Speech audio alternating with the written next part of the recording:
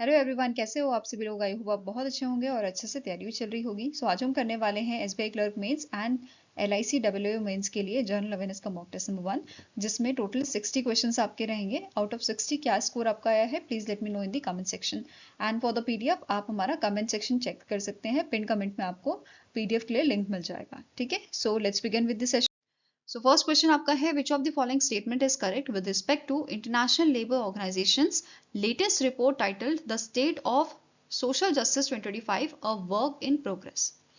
तो recently international labour organisation ने report जारी की थी, इसके रिगार्डिंग आपके पॉइंट्स है। जैसे पहला पॉइंट कह रहा है, as per the report child labour ages from 5 to 14 decline from 250 million in 1995 to 106 million in 2024। तो 2024 में ये आपका कम हुआ है। ठीक है, 250 से ये आपका 106 मिलियन हो गया है। ठीक है, नेक्स्ट पॉइंट है, जो एक्सट्रीम पोवर्टी है ये भी कम हुई है। पहले 10 में से 4 लोग आपके पोवर्टी में रहते थे, अब 10 में से सिर्फ एक जना जो है वो पोवर्टी में आपका देखा जाता है। ठीक है, ये वैल्यूएशन देखी जा रही है, 2023 का ये डेटा है। इन दोनों में ये कंपैरिजन दिया गया है। इसके अलावा The report highlighted since 2000, school completion rate rose by 10% in primary and 22% in secondary education। तो बच्चे जो हैं अब ड्रॉप आउट कम हो रहे हैं और वो अपनी पढ़ाई कंटिन्यू कर रहे हैं।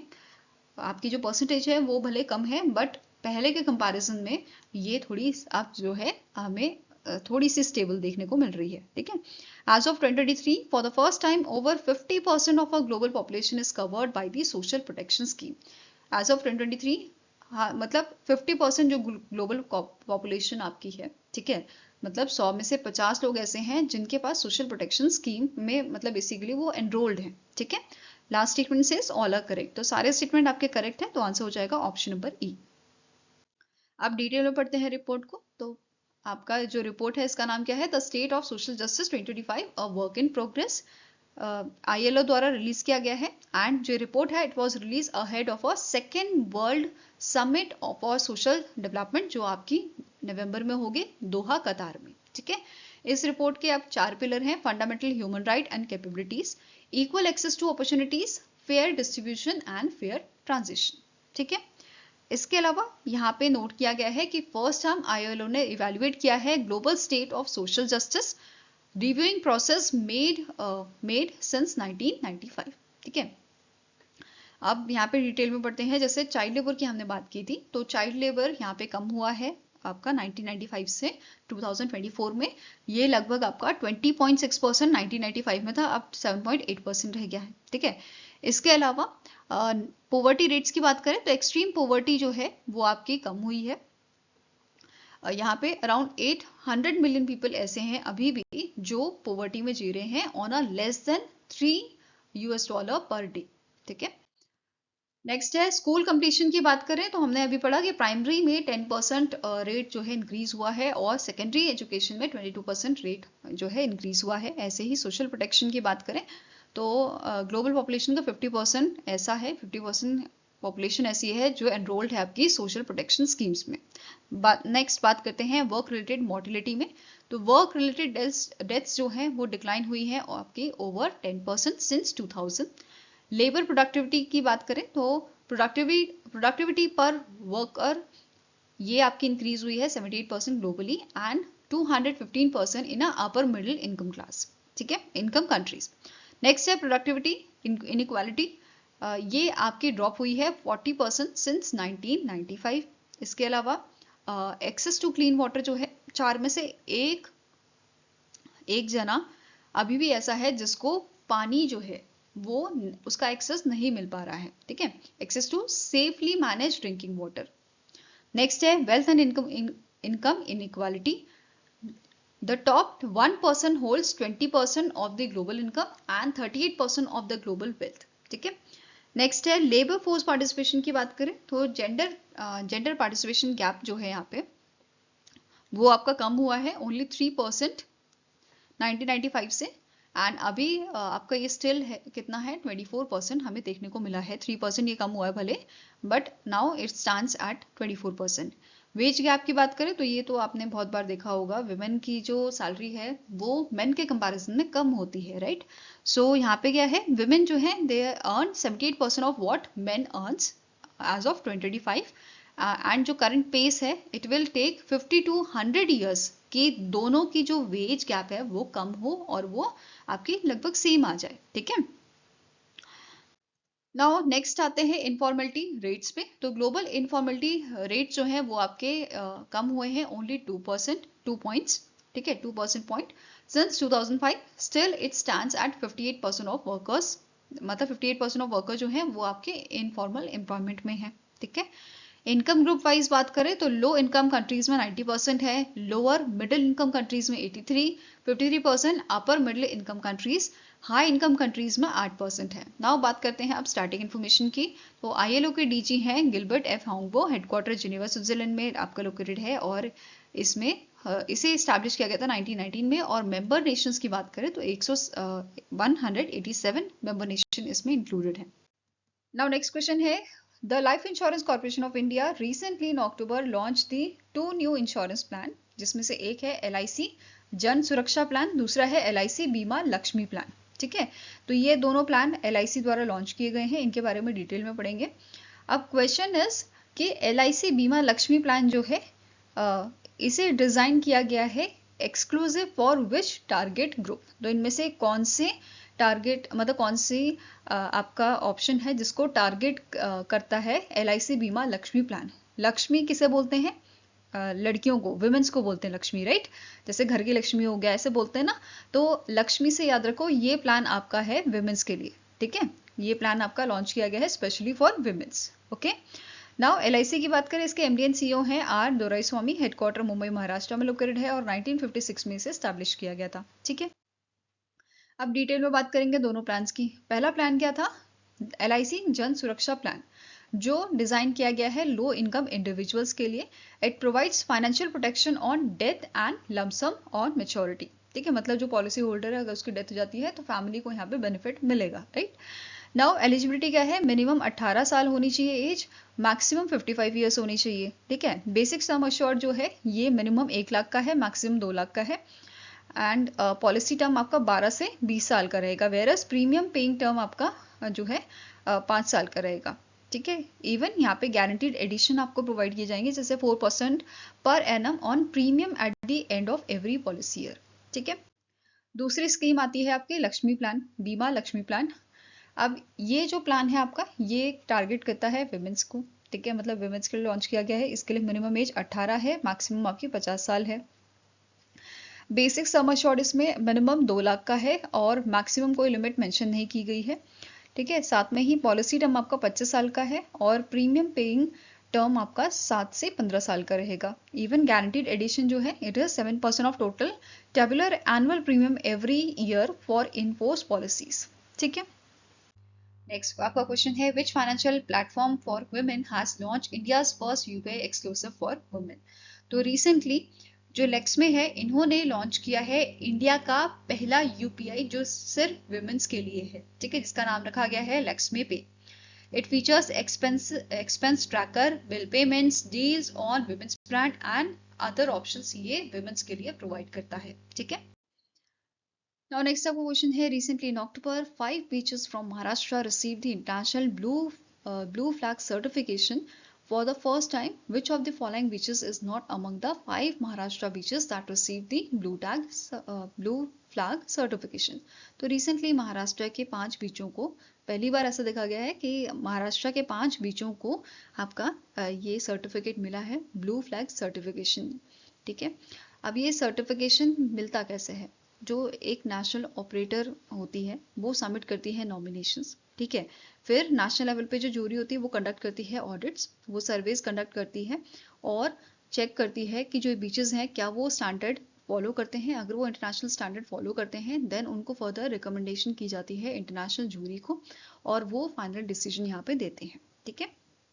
तो अभी आपके 5 बीचेस जो है महाराष्ट्र के वो उन्हें ये सर्टिफिकेशन मिला है, जिसमें आपका श्रीवर्धन है, श्रीवर्धन बीच है, गुहागर बीच है, आपका नगांव है, देन लादगर जो है ये बीचेस हैं। तो आंसर क्या हो जाएगा option number C, that is Juhu beach इसमें आपका इंक्लूडेड नहीं है। ठीक है, नाउ इसको मिला के इन 5 बीचों को मिला के टोटल 18 ब्लू फ्लैग सर्टिफाइड बीच इंडिया में हो गए हैं। ठीक है, अभी मैंने बात की कि 5 ऐड किए गए थे, तो 4 तो हमने देख लिया, 5वां कौन सा है आपका, इट इज परनका, जो आपका पालघर डिस्ट्रिक्ट में है, ये बीच आपका है। ठीक है, इसके अलावा यहाँ पे जो सर्टिफिकेशन है, इसका जो सर्टिफिकेशन है ये किसने दिया है, foundation for environmental education in Denmark जो है, इनके द्वारा ये अवार्ड दिया गया है, ये सर्टिफिकेशन दी गई है।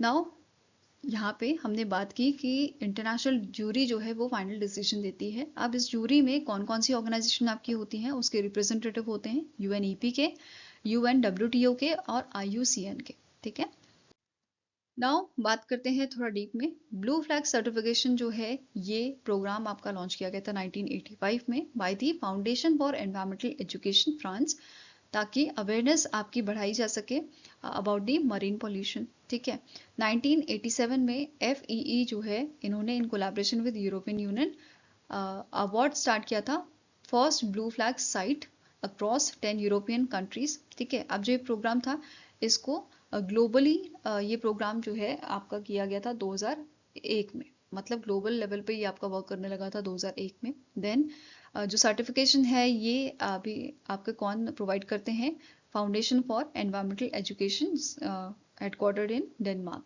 ठीक है, 3 कैटेगरीज यहाँ पे आपकी बनी होती हैं, beaches, then marines and sustainable tourism operator, और इन तीनों में ये अवार्ड दिया जाता है। ठीक है, देन यहाँ पे असेसमेंट पैरामीटर्स टोटल आपके 13 होते हैं।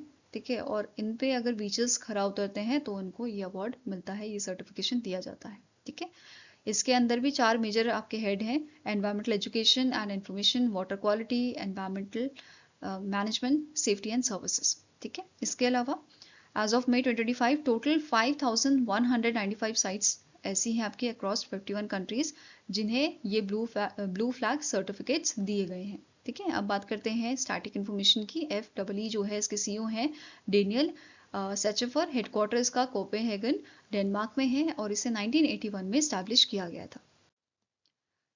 नाउ नेक्स्ट क्वेश्चन है, which of the following organisation has Netflix India partnered with to support Indian students in AVGC XR animation, visual effects, gaming, comic and extended reality sector. तो इनमें से कौन सी organisation है जो जिन्होंने आपका कोलैबोरेशन किया है या पार्टनरशिप किया है नेटफ्लिक्स इंडिया के साथ? तो it is your FICCI and Indian institute of creative technology. ठीक है, आंसर आपका यहाँ पे हो जाएगा, it is option number B, that is FICCI और Indian institute of creative technology ने पार्टनरशिप की है नेटफ्लिक्स इंडिया के साथ कि वो सपोर्ट करे इंडियन स्टूडेंट्स को in a animation, visual effects, gaming, comic and extended reality sectors में।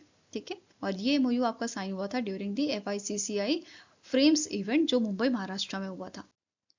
नाउ इसके अलावा नेटफ्लिक्स जो है इस MOU के तहत, इस अग्रीमेंट के तहत नेटफ्लिक्स जो है ये यूज करेगा Netflix fund for creative equity and offer करेगा scholarship to student selected in a collaboration with IICT।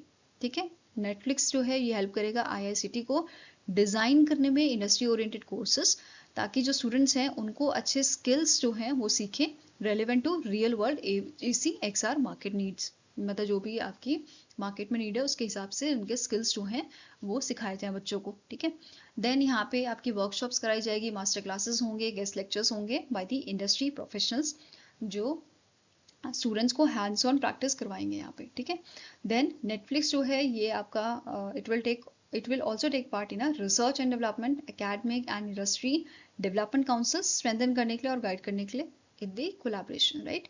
इसके अलावा नेटफ्लिक्स इंडिया जो है इन्होंने ज्वाइन किया है मेजर ग्लोबल टेक कंपनीज को, जैसे निवेडिया, आपका गूगल हो गया, एप्पल हो गया, माइक्रोसॉफ्ट, एडोब, इन्होंने यहाँ पे MOU मतलब as a part of this MOU with the IICT, और ये प्रमोट करेगा innovation and skill development in this sector. Next आपको क्वेश्चन है, the ministry of health and family welfare inaugurated the cardiopulmonary resuscitation awareness, that is CPR Awareness Week 2025 to promote awareness and capacity building about CPR among the general public. The CPR Awareness Week was observed from dash. तो CPR Awareness Week आपका observe किया गया था 13 से 17 अक्टूबर 2025 को। और यहाँ पे मिनिस्ट्री ऑफ हेल्थ जो हमारी है, इन्होंने इनॉग्रेट किया था CPR अवेयरनेस वीक 2025 को, ताकि प्रमोट किया जा सके आपका CPR, मतलब एक तरह से कि जो जनरल पब्लिक है उनको CPR देना आना चाहिए। इसकी अवेयरनेस के लिए इन्होंने ये आपका वीक जो है वो इनॉग्रेट किया था। ठीक है, तो answer here is option number D, that is 13 से 17 अक्टूबर को ये आपका ऑब्जर्व किया गया था। इसका मेन एम था इंश्योर करना that every household, school, office and public space has at least 1 person trained in CPR। ठीक है, ये मतलब किसी को जरूरत पड़े तो एटलीस्ट कोई बंदा तो हो कि जो उस पर्सन की जान बचा पाए। ठीक है, नाउ जो हमारी मिनिस्ट्री है, मिनिस्ट्री ऑफ हेल्थ, इन्होंने कोलैबोरेशन किया है माई गवर्नमेंट के साथ, my gov and my Bharat platforms के साथ लॉन्च करने के लिए online CPR pledges and quizzes to encourage public participation, right? Next is during the 118th All India Farmers Fair and Agricultural Industry Exhibition, जो आपका GV Pant university में हुआ है, of Agriculture and Technology, Uttarakhand, the Chief Minister Pushkar Singh Dhami inaugurated which of the following newly developed crop varieties? तो recently 118 all India farmers fair and agriculture industry exhibition आपका हुआ था उत्तराखंड में, और इस इवेंट के दौरान आपकी जो नई न्यूली डेवलप्ड क्रॉप वैरायटीज़ हैं उनको इनॉग्रेट किया गया था। ये कौन कौन सी आपकी वैरायटीज़ हैं?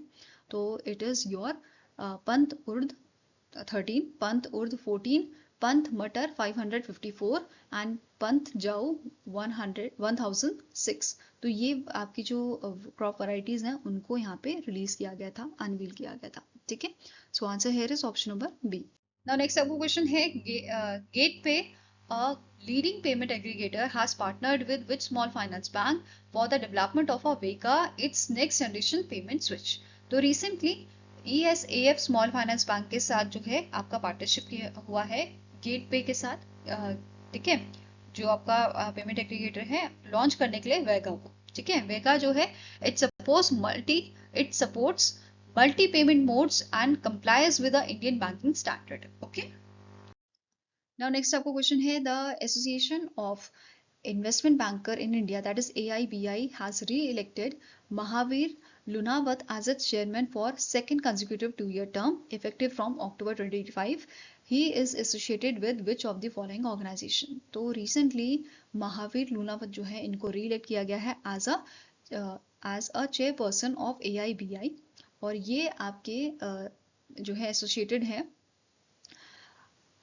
पतोमत कैपिटल एडवाइजर प्राइवेट लिमिटेड के साथ। ठीक है, आंसर आपका हो जाएगा option number E, that basically he is currently serving as a founder and chairman of Pantomath capital advisor.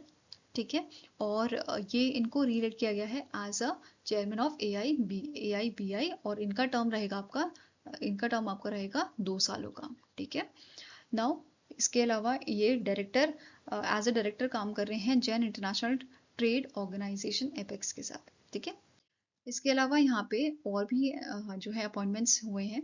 ठीक है, जैसे अभिजीत वैद्या जो है इन्हें वाइस चेयरमैन बनाया गया है एंड लाखा नायर को भी। ठीक है, अगर पूछा जाए आपसे महावीर लुनावत के कि इन्होंने और कौन कौन से रोल में वर्क किया है, तो ये इन्होंने as a member of SEBI's primary market advisory committee में अपना जो है रोल निभाया है। Then he also became the member of a ease of doing business committee, member of expert committee on direct listing at gift IFSCA Gujarat, former central council member of institute of company secretaries of India ICSI में भी इन्होंने as a member काम किया है। ठीक है, अब बात कर लेते हैं association of investment banker in India की AIBI की। तो इसके हेडक्वार्टर आपका मुंबई महाराष्ट्र में लोकेटेड है और CEO इसके हैं मिलिंद V दलवी।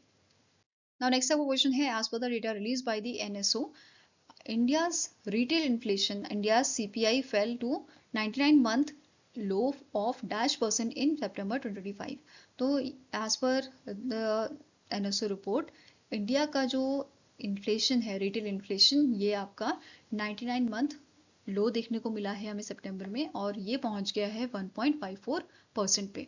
ठीक है, अगस्त में ये आपका जो है 2.07% था, नाउ इट डिक्रीज टू 1.54%।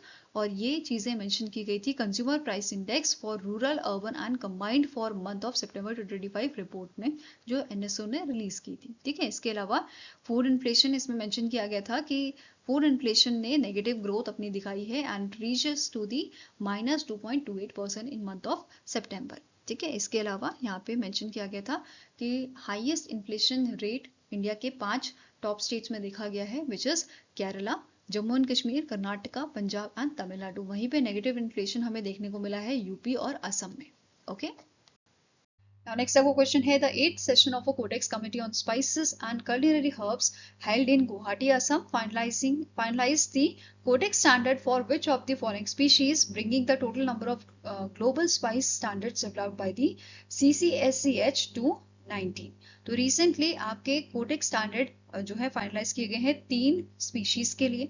ठीक है, कौन कौन सी स्पीशीज है? वनीला है, कोरिएंडर है एंड आपकी बड़ी इलायची जो होती है लार्ज कार्डमम, इनके लिए ये आपका फाइनल किया गया है और टोटल ये 19 स्पीशीज हो गई हैं जिनको कोडेक्स स्टैंडर्ड दिया गया है। ठीक है, सो आंसर आपका यहाँ पे हो जाएगा, it is option number B. अब इस इवेंट को किसने ऑर्गेनाइज किया था? स्पाइसेस बोर्ड ऑफ इंडिया द्वारा।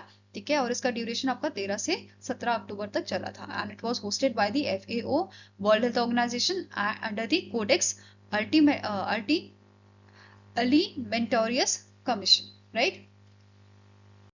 Now next question है which IIT Madras incubated startups has partnered with National Payment Corporation of India, that is NPCI, to launch India's first wearable payment ecosystem जिसका नाम है Ring One।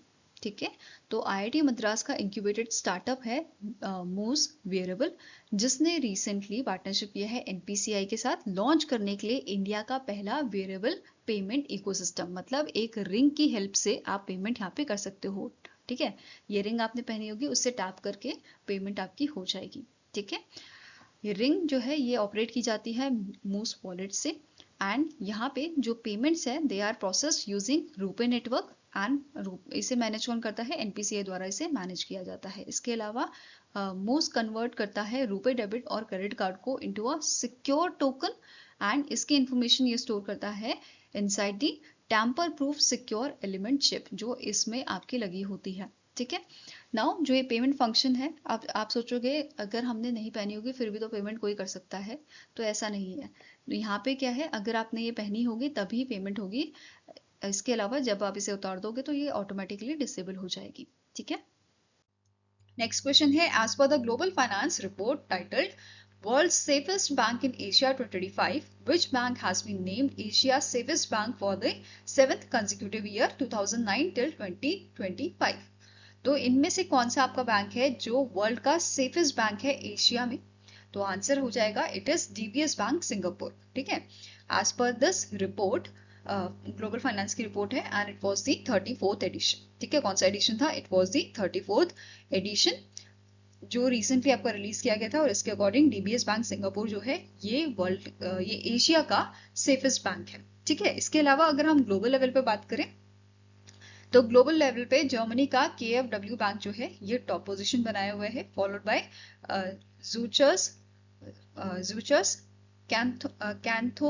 कैंथोनल bank from Switzerland and BNG bank from Netherland. ये आपके globally top 3 bank है। ठीक है, whereas अगर Asia level पे बात कर रहे हैं तो DBS बैंक पहला नंबर पे था, दूसरे पे overseas Chinese banking corporation Singapore and United overseas bank Singapore, ये तीनों आपके जो है टॉप पोजीशन पे बने हुए थे एशिया में। ओके, नाउ नेक्स्ट आपको क्वेश्चन है the world health organisation recently validate which country for eliminating mother to child transmission of hepatitis B? This question is very important, तो ये अच्छे से याद रखना कि WHO ने रिसेंटली वैलिडेट किया है मालदीव्स को किस चीज के लिए? For eliminating mother to child transmission of hepatitis B.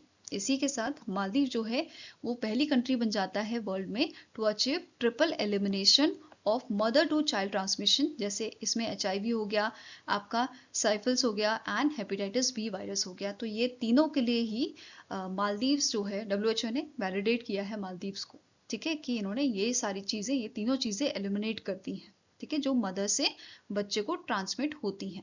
ठीक है, इसके लिए क्राइटेरिया क्या है आपका? Elimination mother to child transmission का। इसमें HIV जो है आपका, अगर HIV की बात करें तो less than equals to 50 new paediatric infections पर 1 लाख लाइव बर्थ्स होना चाहिए। ठीक है, दूसरा है साइफल्स की बात करें तो ये less than 50 congenital cases 1 lakh live birth होना चाहिए पर लाइव बर्थ। ठीक है, then hepatitis B prevalence less than 0.1% ये होनी चाहिए या लेस देन इक्वल्स टू 100 पर 1 लाख चिल्ड्रन। तो ये इसका क्राइटेरिया है और ये क्राइटेरिया फुलफिल होता है तो इस केस में जो कंट्री है वो आपकी मतलब eliminating mother to child transmission जो है ये चीज़ स्टैंडर्ड फॉलो कर लेती है, तो WHO जो है वो इसे वैलिडेट कर लेता है। ठीक है, अब क्वेश्चन यहाँ पे बनता है आपका कि ट्रिपल एलिमिनेशन हुआ है तो कौन सी कंट्री ने इसे पहली बार अचीव किया है। ठीक है, तो इस टाइप का क्वेश्चन बन जाएगा आपका। Now next is, what is the name of India-Australia joint military exercise whose fourth edition commenced at the Irwin Barracks, Perth, Australia in 2025? तो इनमें से कौन सी आपकी एक्सरसाइज है जो इंडिया और ऑस्ट्रेलिया के बीच में हुई है joint military exercise? It is Austra Hind. ठीक है, कौन सी हुई है? ऑस्ट्रा हिंद 2025। कहाँ पे हुई है? ये ऑस्ट्रेलिया में हुई है, 13 से 26 अक्टूबर तक चली थी। ठीक है, इंडिया की तरफ से यहाँ पे गोरखा राइफल्स जो हैं वो शामिल हुए थे एंड इंडियन आर्म्स के ट्रूप्स, वेरस ऑस्ट्रेलियन आर्मी यहाँ पे ऑस्ट्रेलिया की तरफ से इन्होंने पार्टिसिपेट किया था। अब जो प्रीवियस एडिशन था आपका वो कहाँ पे हुआ था? पुणे महाराष्ट्र में, और पहला एडिशन आपका जो है राजस्थान में हुआ था 2022 में। मतलब एक साल ये ऑस्ट्रेलिया में होता है, दूसरा साल ये आपका इंडिया में होता है। ठीक है, now next is, the Ministry of Minority Affairs has initiated the establishment of Center of Excellence under which scheme to promote and preserve heritage and classical languages? तो Ministry of Minority Affairs जो है इन्होंने recently initiate किया है establishment of Center of Excellence under your which scheme? It is your प्रधानमंत्री जन विकास कार्यक्रम scheme. ठीक है, इस स्कीम के तहत इन्होंने इनिशिएट किया है establishment of Center of Excellence। ठीक है, अब इस इनिशिएटिव के तहत देवी अहिल्या रिसेंटली इस इनिशिएटिव के तहत देवी अहिल्या विश्वविद्यालय जो इंदौर का है इसे यहाँ पे इनॉग्रेट किया गया है centre for Jain studies with investment of 27.16 crore. तो ये भी आपका एक इम्पॉर्टेंट पॉइंट यहाँ पे बन जाता है आपका। ठीक है, इसके अलावा जो मिनिस्ट्री ऑफ माइनॉरिटी अफेयर्स है इन्होंने सेटअप किया है centre of excellence university of Mumbai में। ठीक है, फॉर स्टडी ऑफ पली प्राकृत एंड अविस्था पहलावी। ठीक है, इन लैंग्वेजेस के लिए।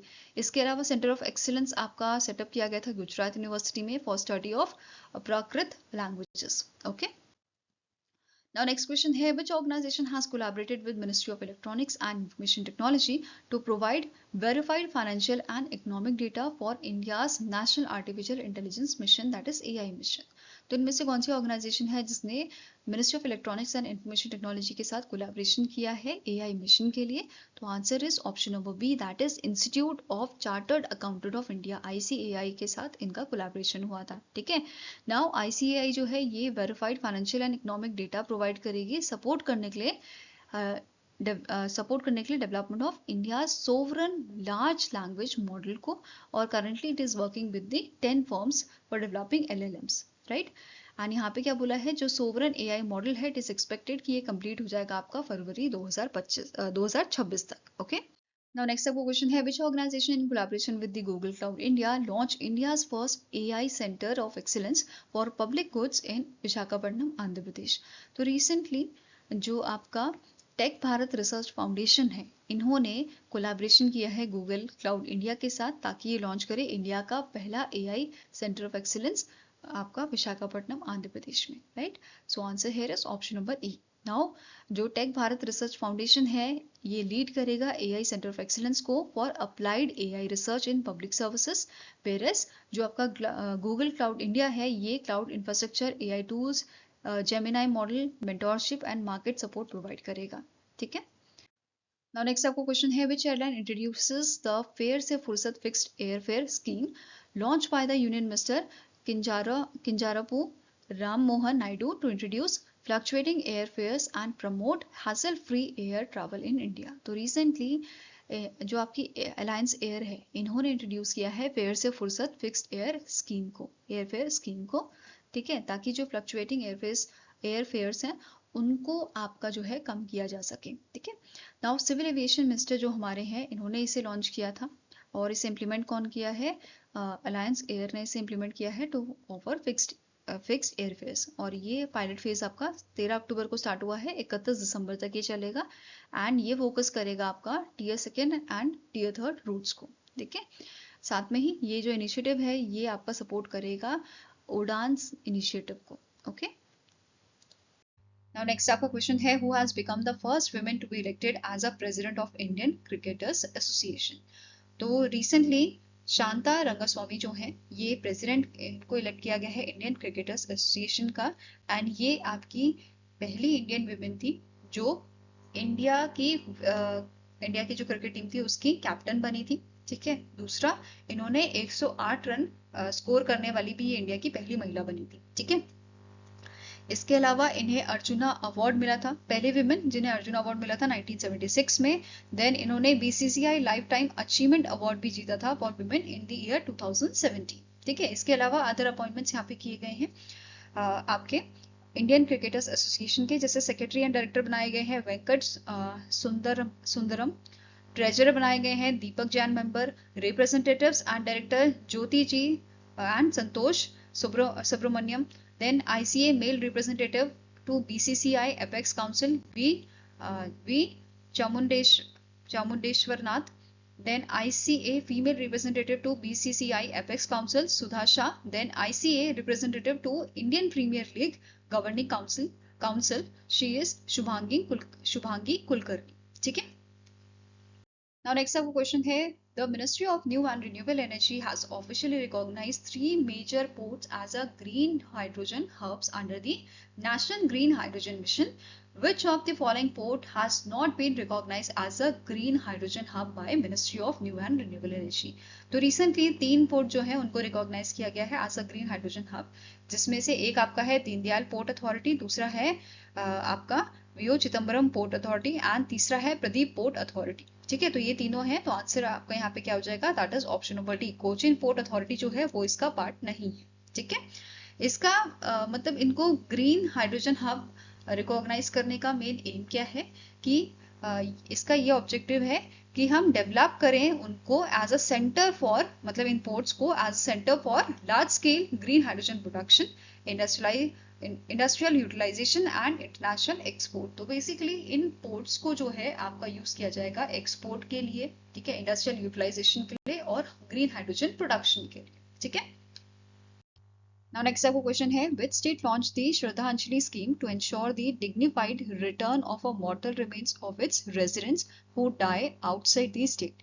तो इनमें से कौन सा स्टेट है जिसने रिसेंटली श्रद्धांजलि नाम की एक स्कीम लॉन्च की है, ताकि जो ऐसे लोग हैं इस स्टेट के, ऐसे रेजिडेंट जो स्टेट के बाहर जिनकी जो है डेथ हुई है, तो उनके जो रिमेनिंग मॉर्टल्स हैं उनको स्टेट में लाया जाए, इस चीज के लिए श्रद्धांजलि स्कीम यहाँ पे लॉन्च की गई है and it is launch by the CM of Assam. ठीक है, हिमंता बिस्वा शर्मा जो है उनके द्वारा ये स्कीम लॉन्च की गई थी। इसके लिए एस्टिमेटेड कवरेज क्या रहेगा, पर रिपाट्रिएशन ये 40,000 से 50,000 रहेगा। इसके अलावा ये बेसिकली लाया गया है किन के लिए, लो इनकम फैमिलीज के लिए ये स्कीम लाई गई है। ठीक है, क्योंकि आजकल आप देखो अगर किसी की डेथ भी होती है तो बहुत सारा खर्चा वहां पे लगता है, राइट, और उसके बाद अगर कोई पर्सन स्टेट के बाहर जिसकी डेथ हुई है फिर उसको लाने का खर्चा, बड़ा कुछ यहाँ पे खर्चा हो जाता है, जिसकी वजह से ये स्कीम यहाँ पे लाई गई है उनको सपोर्ट करने के लिए। ठीक है, लो इनकम फैमिलीज को। नाउ एलिजिबिलिटी क्या है for students from Assam studying outside the state, youth in a low income jobs. ठीक है, दे आर एलिजिबल। एक्सक्लूड्स किसे किया गया है यहाँ पे, वेल्दी फैमिलीज जो हैं, एंड ऐसे जो आपके मेडिकल ट्रीटमेंट के लिए ही स्टेट से बाहर गए थे तो उनको इस स्कीम में इंक्लूड नहीं किया गया है।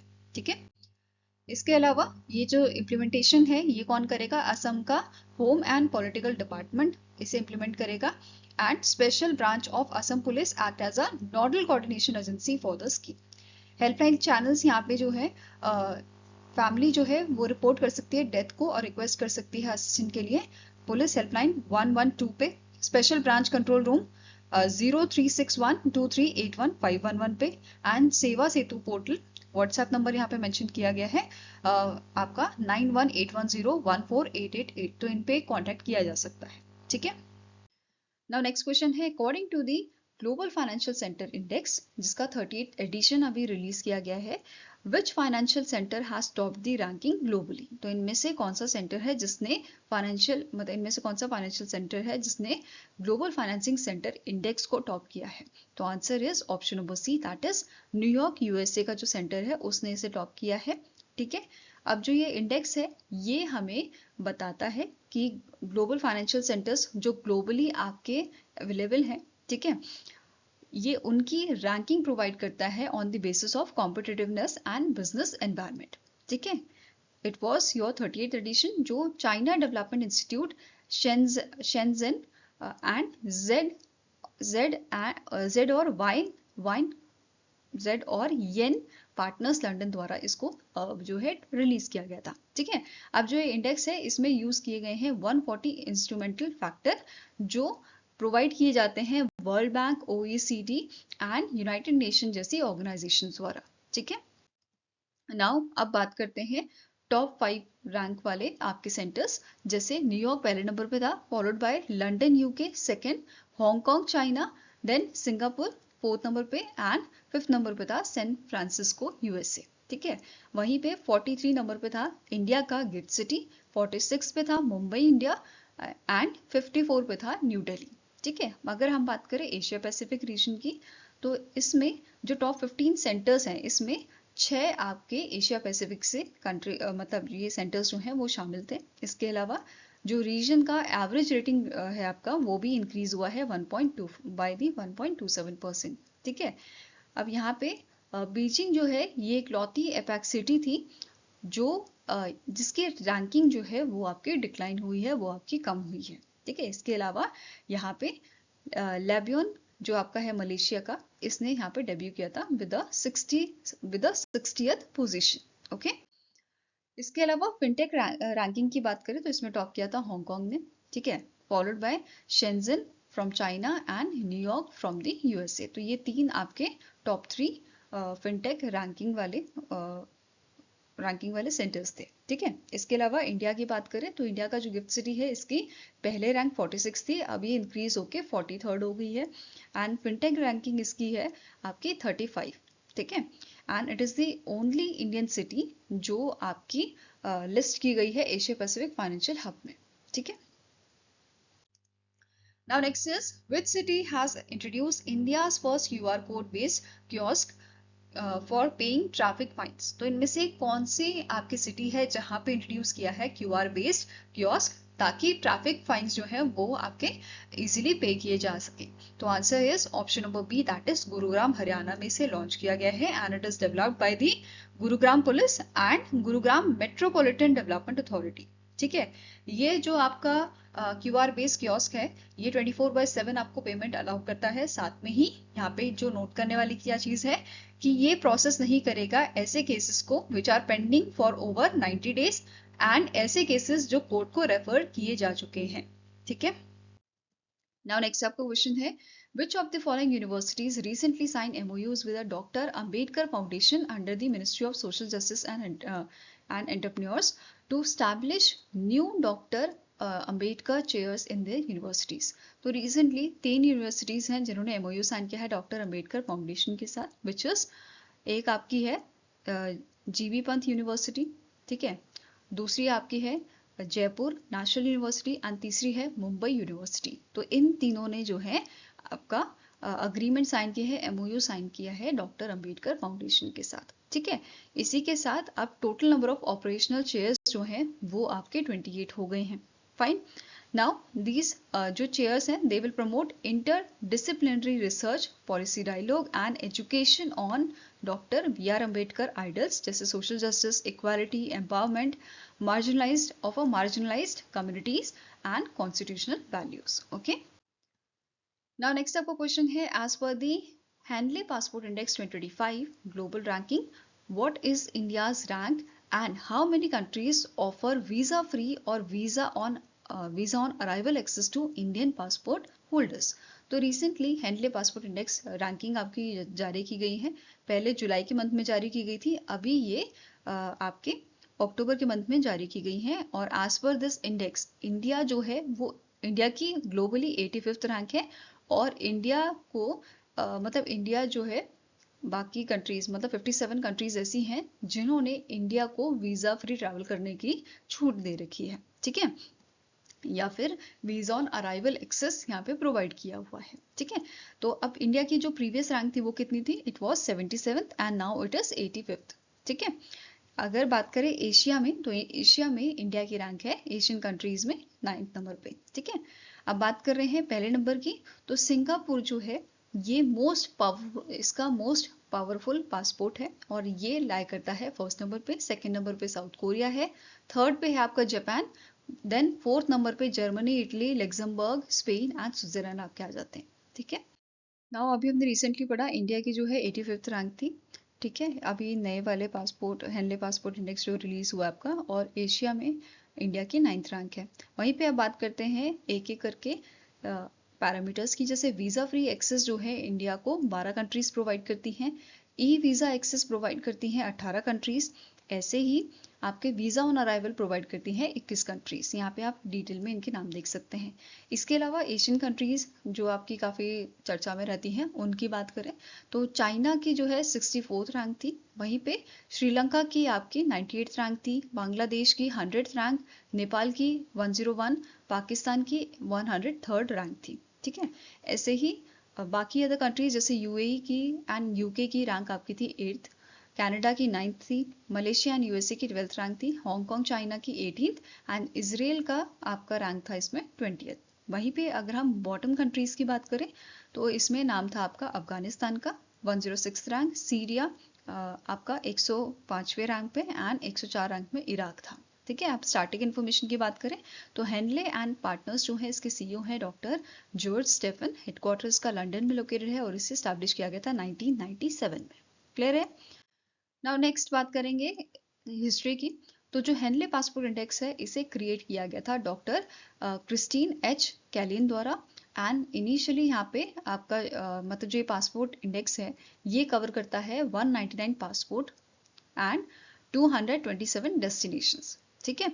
इसे 2008 में लॉन्च किया गया था as a Henley and passport visa restriction index के नाम से, बाद में से 2018 में रीनेम किया गया था as a Henley passport index, ठीक है। अब यहाँ पे नंबर ऑफ वीजा फ्री और वीजा ऑन अराइवल डेस्टिनेशन के बेसिस पे रैंकिंग प्रोवाइड की जाती है, ठीक है। एंड इसमें डेटा आपका लिया जाता है इंटरनेशनल एयर ट्रांसपोर्ट एसोसिएशन टाइमेटिक द्वारा, ठीक है।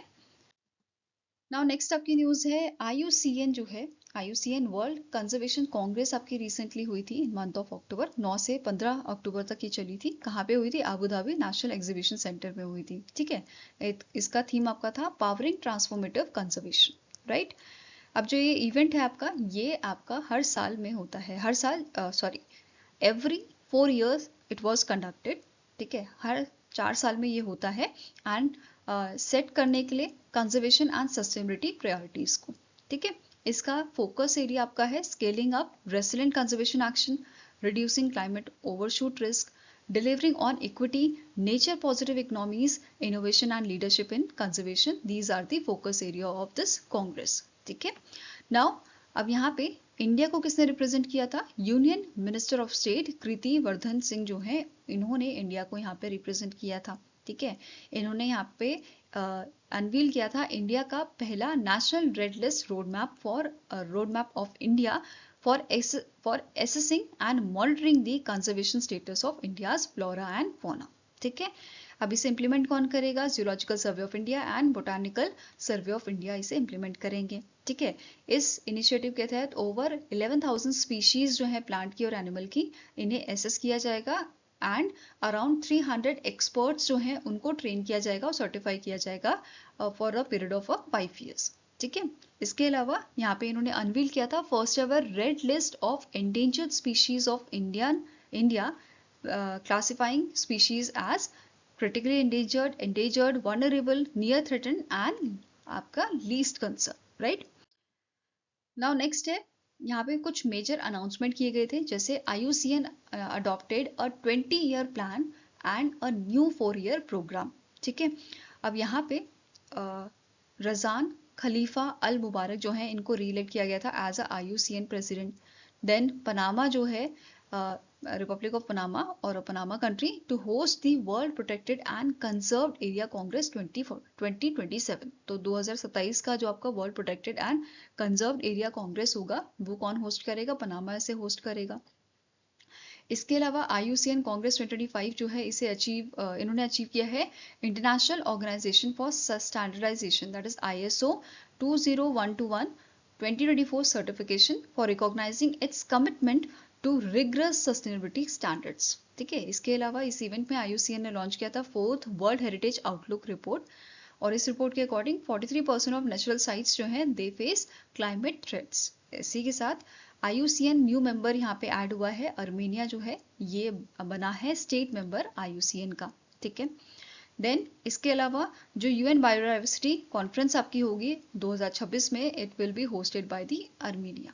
ओके, नाउ यहाँ पे कुछ अवार्ड्स जो हैं उनकी भी बात कर लेते हैं, जैसे IUCN world commission on protected area, ये अवार्ड यहाँ पे दिया गया था to the 13 ranger and ranger teams for 13 countries with a 2025 international ranger award. ठीक है, इसके अलावा यहाँ पे बात करें अगर कैश प्राइस की, तो $5,000 से $25,000 के बीच में कैश प्राइस यहाँ पे होता है, एंड अभी तक 59 अवार्ड्स यहाँ पे दिए जा चुके हैं। ठीक है, इसके अलावा यहाँ पे IUCN कैंटन मिलर अवार्ड 2025 भी दिया गया था। इसके विनर थे डॉक्टर सलोनी घोष, फील्ड डायरेक्टर जो आपकी हैं काजीरंगा नेशनल पार्क की एंड टाइगर रिजर्व असम की। ये पहली इंडियन रेसिपिएंट बनी है इस अवार्ड की। ठीक है, इसमें कैश प्राइस की बात करें तो $5,000 का ये अवार्ड आपका होता है। एंड इसी के साथ इस कांग्रेस में IUCN and UAE based international renewable energy agency जो है इनके बीच में भी एक अग्रीमेंट साइन हुआ था प्रमोट करने के लिए nature positive renewable energy transition को। ठीक है, इसी के साथ स्टैटिक इन्फॉर्मेशन भी देख लेते हैं। IUCN के DG कौन है? ग्रेथल एग्युलर, जिसका हेडक्वार्टर ग्लैंड स्विट्जरलैंड में है और 1948 में इसे स्टैब्लिश आपका किया गया था। Now next आपको क्वेश्चन है, the World Trade Organization in its latest Global Trade Outlook and Statistics Update October 2025 report has lowered its forecast for global merchandise trade growth to -% for the calendar year 2026। तो recently आपकी WTO ने एक report जारी की थी जिसमें इन्होंने world की जो ग्लोबल मर्चेंडाइज ट्रेड ग्रोथ है उसके बारे में बताया है for the calendar year 2025 and 2026। For 2026 it is your 5%, and अगर हम बात करें कैलेंडर ईयर 2025 की तो ये इन्होंने 2.4% प्रिडिक्ट की है। वहीं पे ग्लोबल GDP आपका कैलेंडर ईयर 2025 के लिए 2.7% बताई गई है and 2.6% for calendar year 2026। Next है ग्लोबल सर्विसेज ग्रोथ 4.6% आपके 25 के लिए और 26 के लिए 4.4% यहाँ पे मेंशन की गई है। नाउ नेक्स्ट आपको क्वेश्चन है, NTPC रिन्यूएबल एनर्जी लिमिटेड जो आपकी होली ओन सब्सिडी है NTPC ग्रीन एनर्जी लिमिटेड की, इन्होंने एक MOU साइन किया है with one state government to develop renewable energy projects. तो इनमें से कौन सी स्टेट गवर्नमेंट है आपकी, कौन सा स्टेट की गवर्नमेंट है जिसका अग्रीमेंट साइन हुआ है NTPC रिन्यूएबल एनर्जी लिमिटेड के साथ for development of renewable energy projects? तो it is your option number A, that is Gujarat government.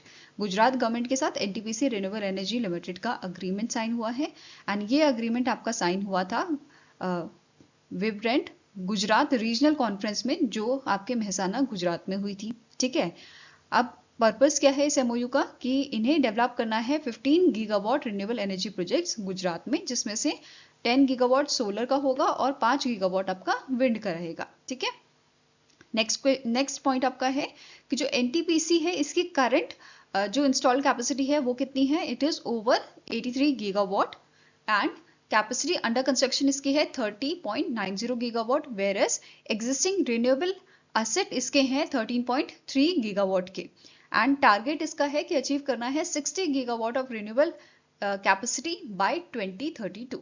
Clear है?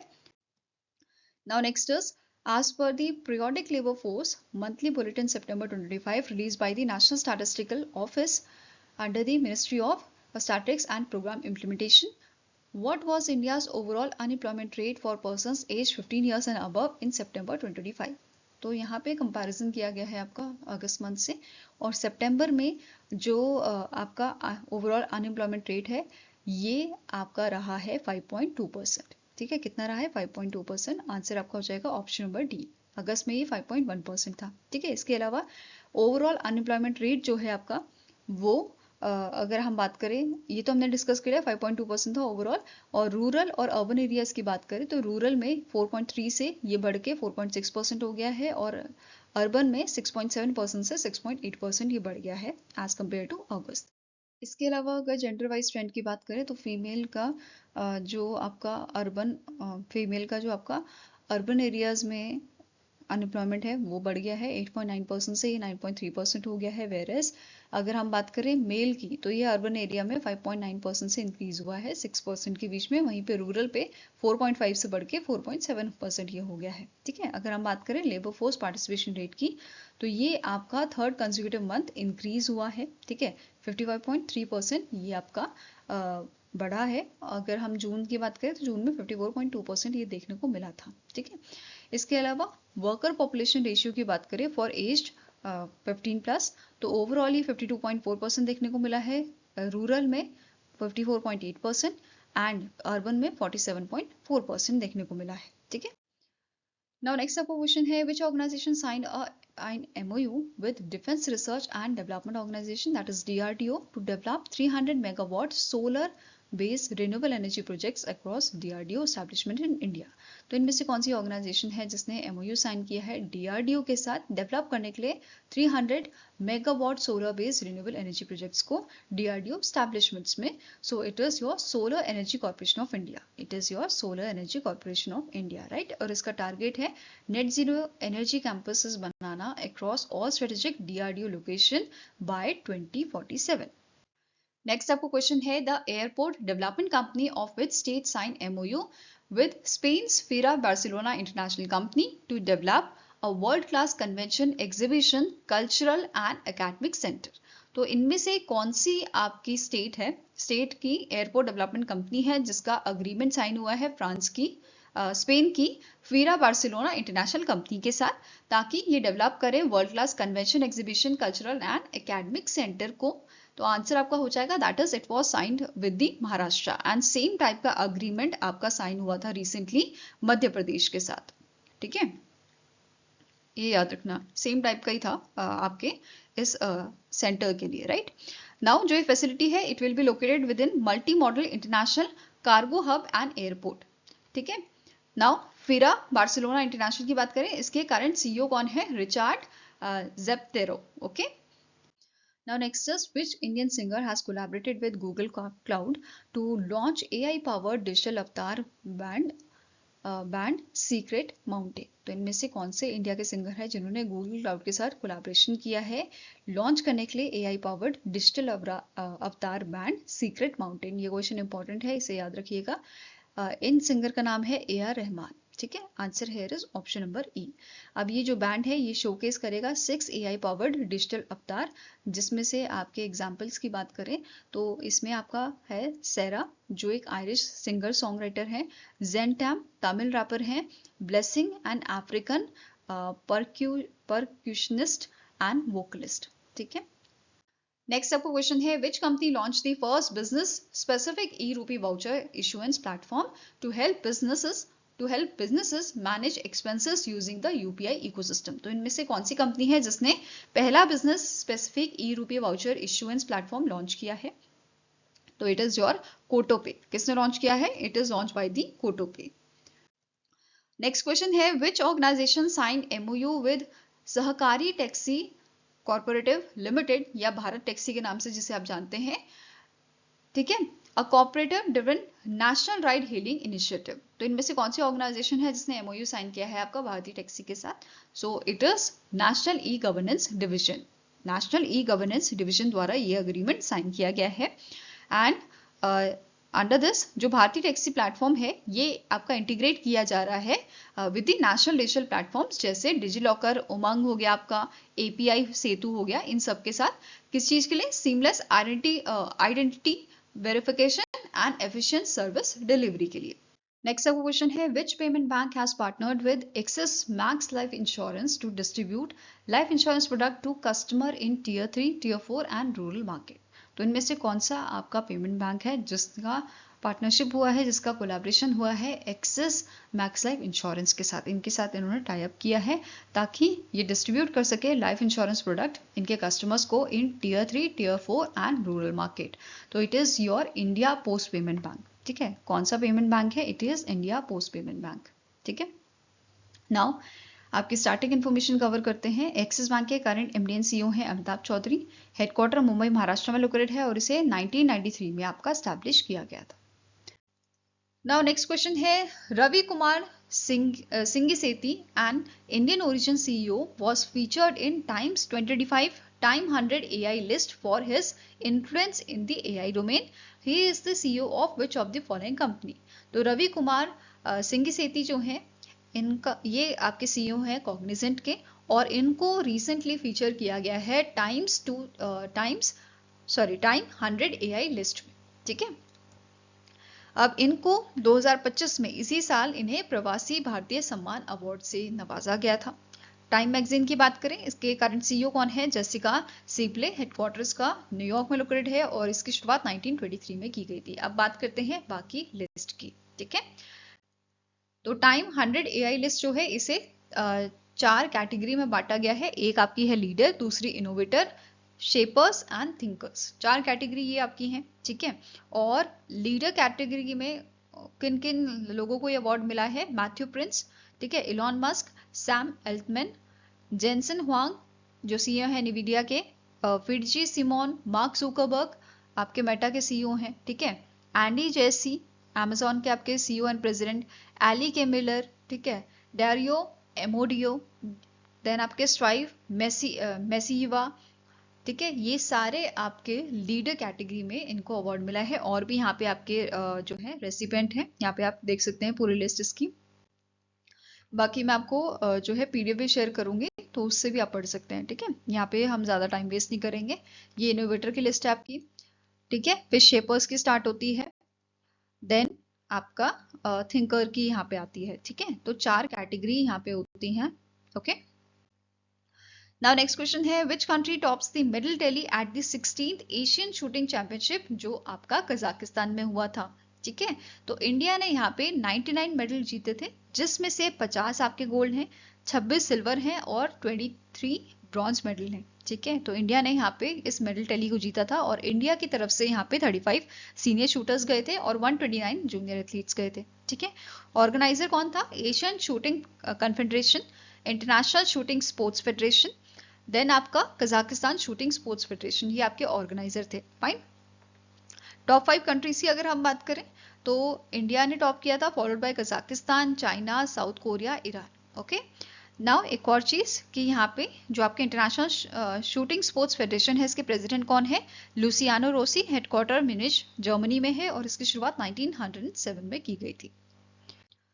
Now next question is, which Indian bank signed 100 million euro line of credit agreement with France-based Agence Francis de Development, that is AFD, to promote green financing and support India's low carbon transition? तो इनमें से कौन सा bank है जिसके साथ ये आपका लाइन ऑफ क्रेडिट अग्रीमेंट जो है साइन हुआ है? ठीक है, फ्रांस की ऑर्गेनाइजेशन के साथ। तो it is your state bank of India. ठीक है, किसके साथ ये अग्रीमेंट साइन हुआ है? स्टेट बैंक ऑफ इंडिया के साथ साइन हुआ है, प्रमोट करने के लिए ग्रीन फाइनेंसिंग एंड सपोर्ट करने के लिए लो कार्बन ट्रांजिशन को। ठीक है, नेक्स्ट क्वेश्चन है, Bharat heavy electricals limited sign a licence agreement for transfer of technology with which DRDO laboratory for the production of fuse silica radar domes used in seeker based missile guidance system. तो इनमें से कौन सी आपकी DRDO की laboratory है जिसके साथ Bharat heavy electrical limited का लाइसेंस अग्रीमेंट जो है, ठीक है, फॉर ट्रांसफर ऑफ टेक्नोलॉजी जो है वो साइन हुआ है?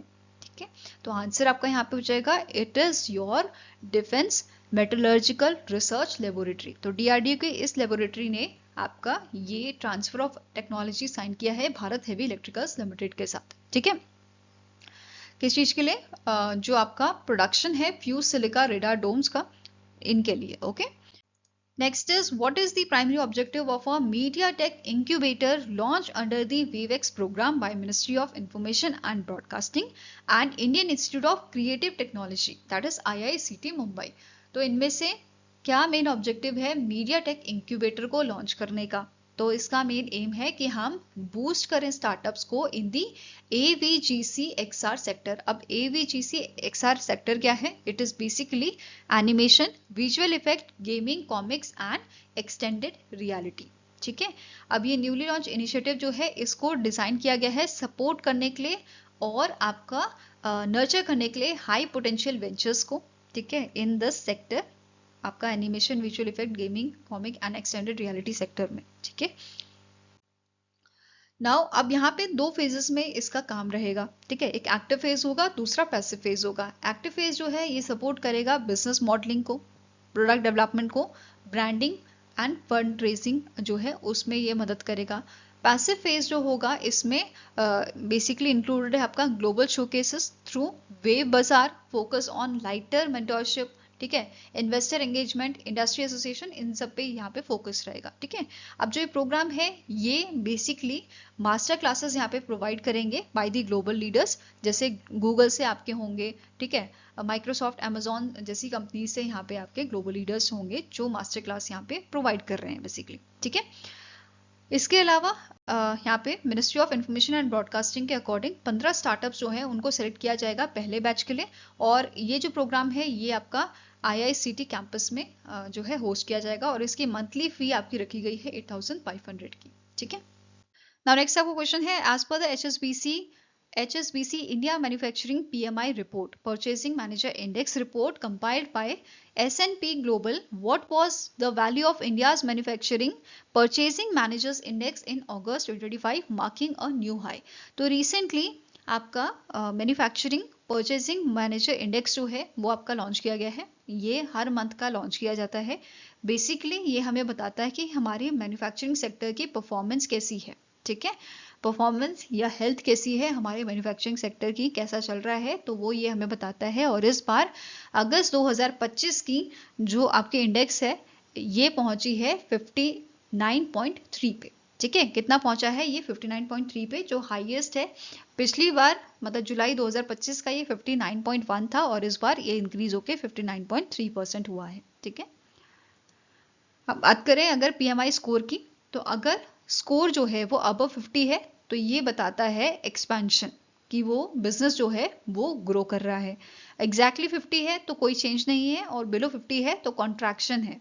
ठीक है, मतलब जो बिजनेस है वो आपका कम हो रहा है, श्रिंक हो रहा है। ओके, अभी हमारा कितना जो है स्कोर है 59.3 है, दैट मीन्स हमारा जो मैन्युफैक्चरिंग सेक्टर है वो एक्सपैंड कर रहा है। ओके, नेक्स्ट क्वेश्चन है, which company recently became the first ground handling company in India to receive safety clearance from DGCA, directorate general of civil aviation? तो recently Air India SATS airport services private limited जो है इनको जो है आपका certification या safety clearance जो है वो मिला है DGCA से। ठीक है, अब ये जो ऑर्गेनाइजेशन है ये जॉइंट वेंचर है air India limited and sets limited का, ये ध्यान में रखना है। और इसी के साथ इंडिया सेकंड कंट्री बन जाता है एशिया पैसिफिक रीजन में जिसे इस टाइप का क्लियरेंस मिला है। ठीक है, मलेशिया पहली कंट्री थी जिसे मिला था और इंडिया सेकंड कंट्री है जिसको इस टाइप का क्लियरेंस मिला है इंप्लीमेंट करने के लिए। And extensive safety framework for ground handling and it is aligned with the international civil aviation organization guidance. ठीक है, नाउ नेक्स्ट आपको क्वेश्चन है, which of the following option is correct with respect to 25th meeting of council of heads of states of the SCO held in Tianjin, China? तो आपकी 25th meeting हुई थी council of heads की, ये आपके अगस्त से सितंबर तक चली थी।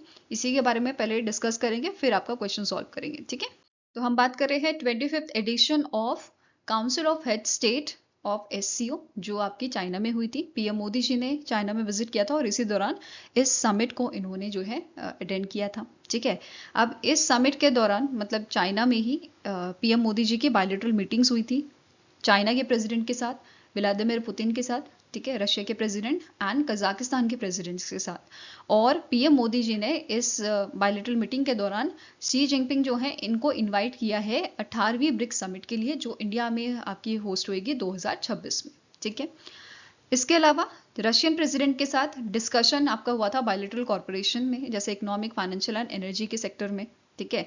अब कजाकिस्तान के जो प्रेसिडेंट हैं इनके साथ डिस्कशन हुआ था बायलैटरल कॉर्पोरेशन के लिए energy, security, health care, pharmaceuticals के फील्ड में, ठीक है। साथ में ही जो एससीओ समिट था इसमें 20 फॉरेन लीडर्स जो हैं उन्होंने पार्टिसिपेट किया था। PM Modi ji, Vladimir Putin हो गए आपके, ठीक है, शहबाज शरीफ हो गए, तो बहुत सारे लीडर्स यहाँ पे जो हैं इन्होंने पार्टिसिपेट किया था। इनके नाम मैंने मेंशन कर दिया आपको, ठीक है। इसके अलावा कुछ इंटरनेशनल ऑर्गेनाइजेशन है, जैसे आपके यूएनडीपी के सेक्रेटरी जनरल हो गए एंटोनियो गटरेस, वो इस मीटिंग में शामिल हुए थे। फिर काओ किम ऑन्स जो हैं, जो सेक्रेटरी जनरल हैं आपके एशियान के, वो भी यहाँ पे इस समिट में शामिल हुए थे। इसके अलावा कुछ की पॉइंट हैं, जैसे council of head of state जो है आपके एससीओ मेंबर नेशंस के, इन्होंने आपका ग्रांट किया है dialogue partner status to the Laos people's democratic republic, ठीक है। तो जो ये आपकी कंट्री है इससे ग्रांट किया गया है डायलॉग पार्टनर स्टेटस, ठीक है। इसके अलावा जो observer and dialogue partner category है उनको मर्ज किया गया है in a single SCO partner status, ठीक है। ये दो चीज होगी। इसके अलावा अब यहाँ पे जो डायलॉग पार्टनर स्टेटस है वो दिया गया है लाओस को। इसी के साथ अब एससीओ के 10 मेंबर स्टेट्स हो गए और 17 पार्टनर्स हो गए हैं, ठीक है, जिसमें 2 ऑब्जर्वर भी आपके शामिल है, मंगोलिया एंड अफगानिस्तान, ठीक है। एंड 15 डायलॉग पार्टनर्स आपके यहाँ पे मेंशन किए हुए हैं, ठीक है।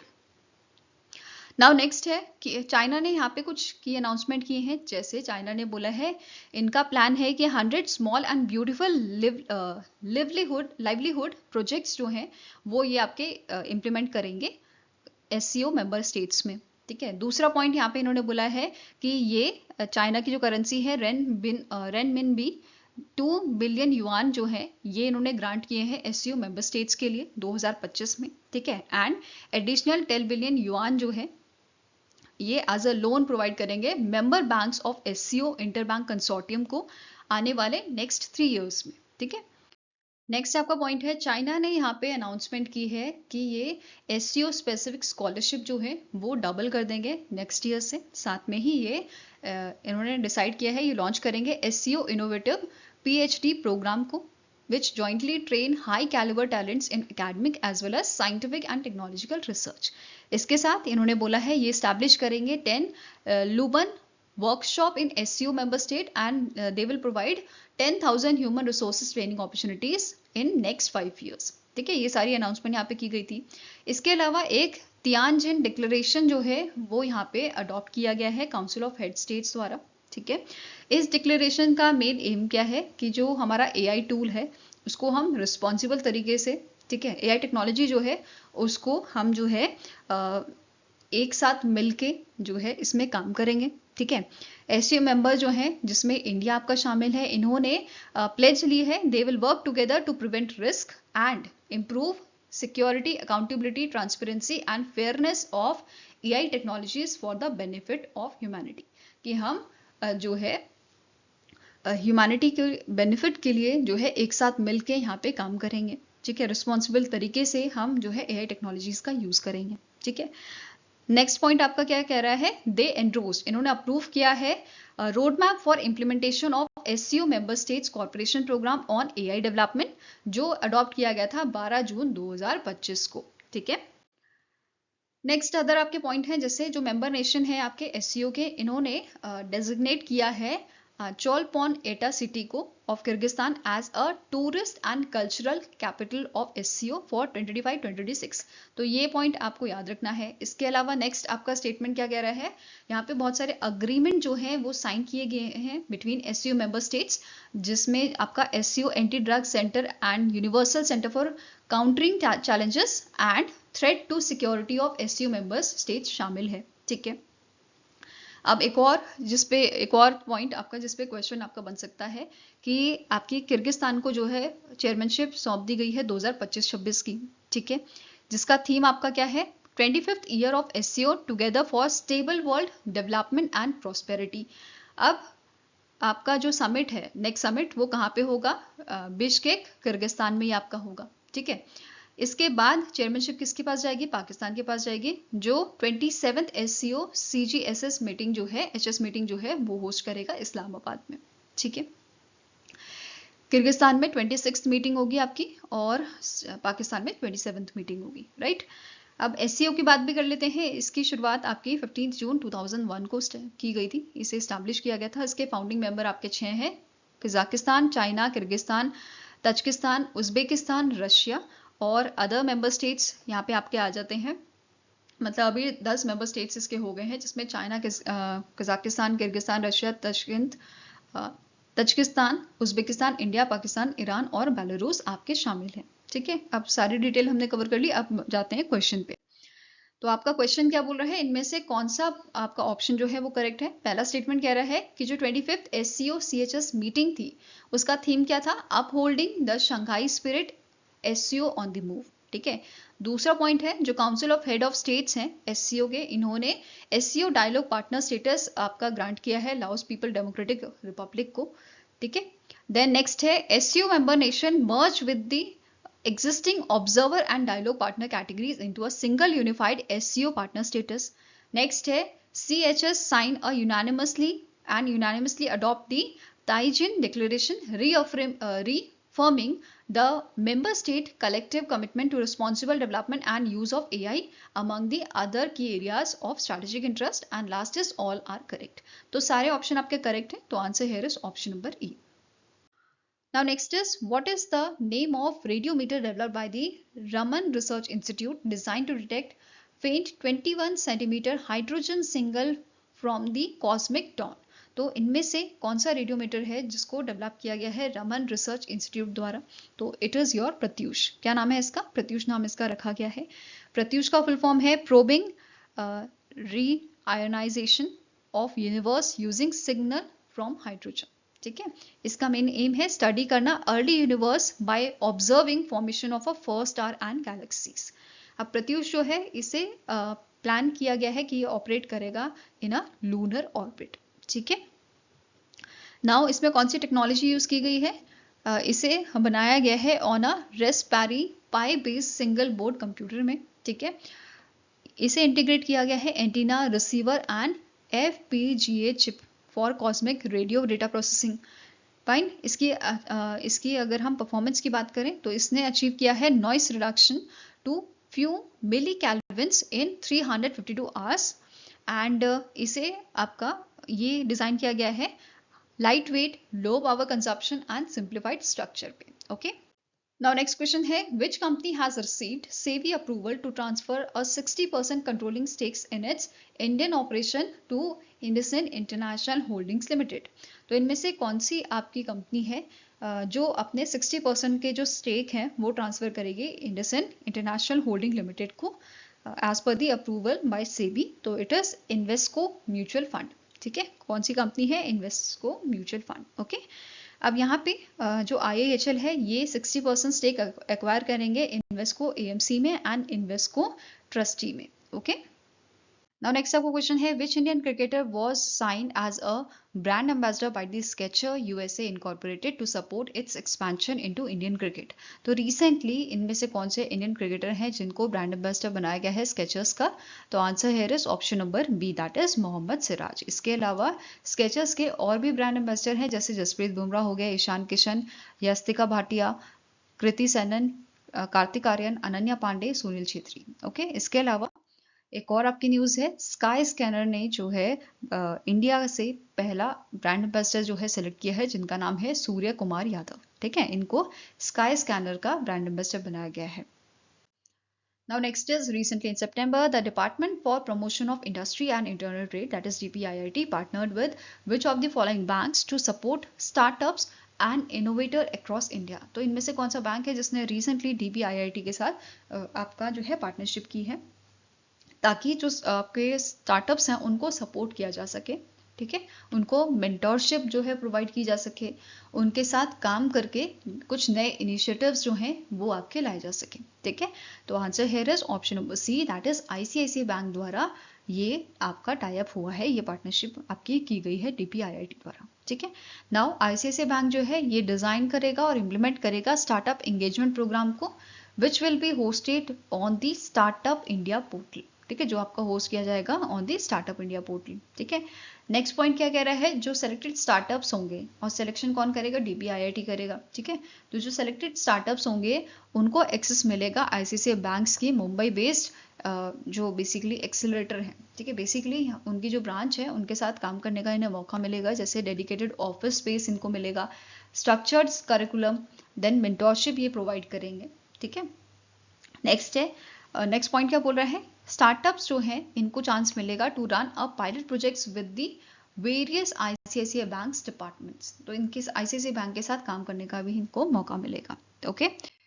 इसके अलावा एक और आपका MOU साइन हुआ है, DPIIT द्वारा किया गया है, किसके साथ, फाइजर के साथ, ठीक है। अमेरिकन कंपनी जो है उसकी सब्सिडी है फाइजर आपकी, ठीक है। इसके साथ ये अग्रीमेंट साइन हुआ है स्ट्रेंथन करने के लिए इंडिया के हेल्थ केयर इनोवेशन इकोसिस्टम को, ओके। नाउ अब यहाँ पे एक प्रोग्राम आपका जो है यहाँ पे द फाइजर इंडोवेशन प्रोग्राम जो है, इस प्रोग्राम के तहत हर एक स्टार्टअप को, ठीक है, अप टू 60 लाख तक का अमाउंट जो है वो प्रोवाइड किया जाएगा, ठीक है, जो सिलेक्टेड स्टार्टअप होंगे बाय दी DPIIT उनको, ओके। नेक्स्ट है 18 मंथ का इंक्यूबेशन प्रोग्राम इनका होगा which will be delivered by Social Alpha. Next है स्टार्टअप जो है इनको एक्सेस मिलेगा to expert mentorship, advance infrastructure and global network का। देन स्टार्टअप्स जो हैं, सिलेक्टेड स्टार्टअप जो हैं उनको आपकी जो R&D फैसिलिटीज़ हैं फाइजर की, उनके साथ काम करने का भी मौका मिलेगा, ओके। इसी के साथ यहाँ पे क्या बोला गया है, जो इनिशिएटिव है ये सपोर्ट करेगा 14 मेडटेक स्टार्टअप्स को innovating in screening, diagnostic, health monitoring and treatment enablers. और इसका स्पेशल फोकस रहेगा आपका नॉन कम्युनिकेबल डिजीजेस पे, ऑन्कोलॉजी पे, ब्रेन हेल्थ पे and maternal and child health पे, ठीक है। Now next up question है, which ministry collaborated with the Ministry of Education to launch the guidelines for co-location of anganwadi centers with school? तो recently Ministry of Education ने एक फैसला लिया है along with Ministry of Women and Child Development कि वो relocate करेंगे basically आपके आंगनवाड़ी centers को, ठीक है। तो उसके लिए आपकी गाइडलाइंस जो हैं जारी की गई हैं, और ये जो आंगनवाड़ी सेंटर्स हैं उनको स्कूल के पास या स्कूल्स में आपका जो है कोलोकेट किया जाएगा, ठीक है। नाउ अब ये जो गाइडलाइन है इसे डेवलप किसने किया है, department of school education and literacy द्वारा in collaboration with ministry of women and child development, okay. इस कोलोकेशन इनिशिएटिव के तहत जो आंगनवाड़ी सेंटर्स हैं उनको फिजिकली लोकेट किया जाएगा स्कूल प्रीमाइसेस में, स्ट्रेंथन करने के लिए आपकी early childhood care and education को। बेसिकली जो छोटे बच्चे हैं उनको जैसे आंगनवाड़ी से वो निकलते हैं तो उसके बाद आपकी फर्दर उनकी जो स्टडीज़ है वो कंटिन्यू रहे, तो इस चीज़ के लिए इन्होंने जो है क्या सोचा है कि आपकी जो आंगनवाड़ी सेंटर्स हैं उनको या तो स्कूल में ही जो है आपका कराया जाए या आसपास स्कूल के हो, ताकि बच्चों की जो पढ़ाई इफेक्ट होती है उस पर आपका मतलब नेगेटिव इफेक्ट ना पड़े, ठीक है। And ensure continuity between the early learning of Anganwadi centers and formal schooling starting at grade 1. Now आप को लोकेशन मॉडल्स की यहाँ पे बात करें तो दो टाइप के मॉडल हैं। एक आपका है फिजिकल को लोकेशन, अगर स्पेस और इंफ्रास्ट्रक्चर है तो आंगनवाड़ी को आपके स्कूल में ही जो है स्कूल बिल्डिंग में ही चलाया जाएगा, ठीक है। दूसरा मतलब वहाँ पे उसे लोकेट कर देंगे। देन दूसरा है कि अगर स्पेस अवेलेबल नहीं है in that case anganwadi centres जो हैं उनको जो है सेपरेटली ही चलाया जाएगा, बट वो आपके लिंक्ड होंगे स्कूल्स के साथ, ठीक है। नाउ जो state education and women and child development departments हैं ये जॉइंटली एक्सेस करेंगे feasibility for each location, okay.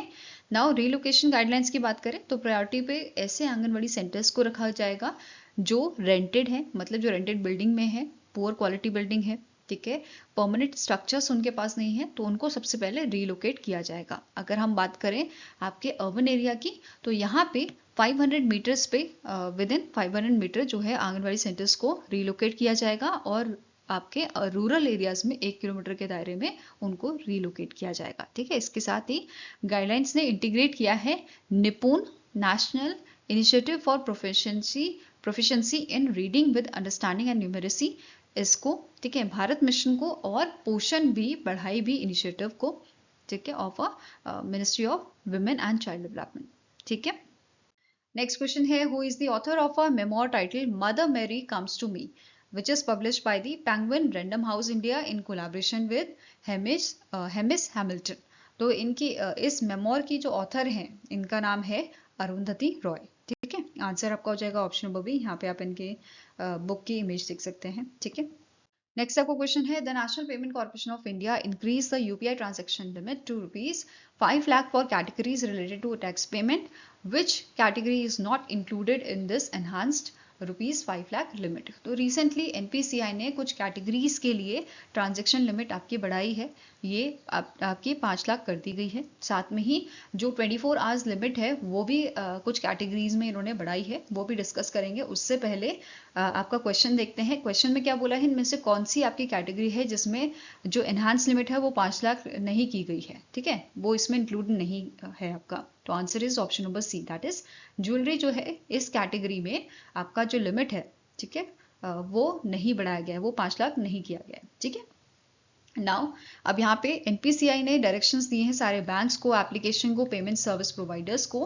कि इनको ये सारी चीज़ें जो है आपकी की जो ट्रांजैक्शन लिमिट जो है और आपकी जो एग्रीगेट ट्रांजैक्शन लिमिट है 24 आवर्स की, वो जो चेंज हुई है वो कब से इंप्लीमेंट करनी है, वो आपके 15 सितंबर 2025 से इंप्लीमेंट करनी है, ऐसा बोला गया है। ठीक है, अभी एक एक कैटेगरी को देखेंगे, उससे पहले स्टार्टिंग इन्फॉर्मेशन कवर करते हैं एनपीसीआई की, जिसके एमडी एंड सीईओ है दिलीप अस्पे। हेडक्वार्टर इसका मुंबई महाराष्ट्र में लोकेटेड है और 2008 में इसे स्टैब्लिश किया गया था। ठीक है, नाउ बात करते हैं एक एक कैटेगरी की। जैसे आपकी कैपिटल मार्केट जो है, ठीक है, कैपिटल मार्केट की कैटेगरी, इसका ओल्ड ट्रांजैक्शन लिमिट 2 लाख था, अब इंक्रीज करके 5 लाख कर दिया गया है। ठीक है, और 24 आवर क्यूमुलेटिव लिमिट कितनी है, 10 लाख कर दी गई है। ठीक है, नेक्स्ट है इंश्योरेंस पेमेंट की बात करें तो 2 लाख से बढ़ा के 5 लाख किया गया है।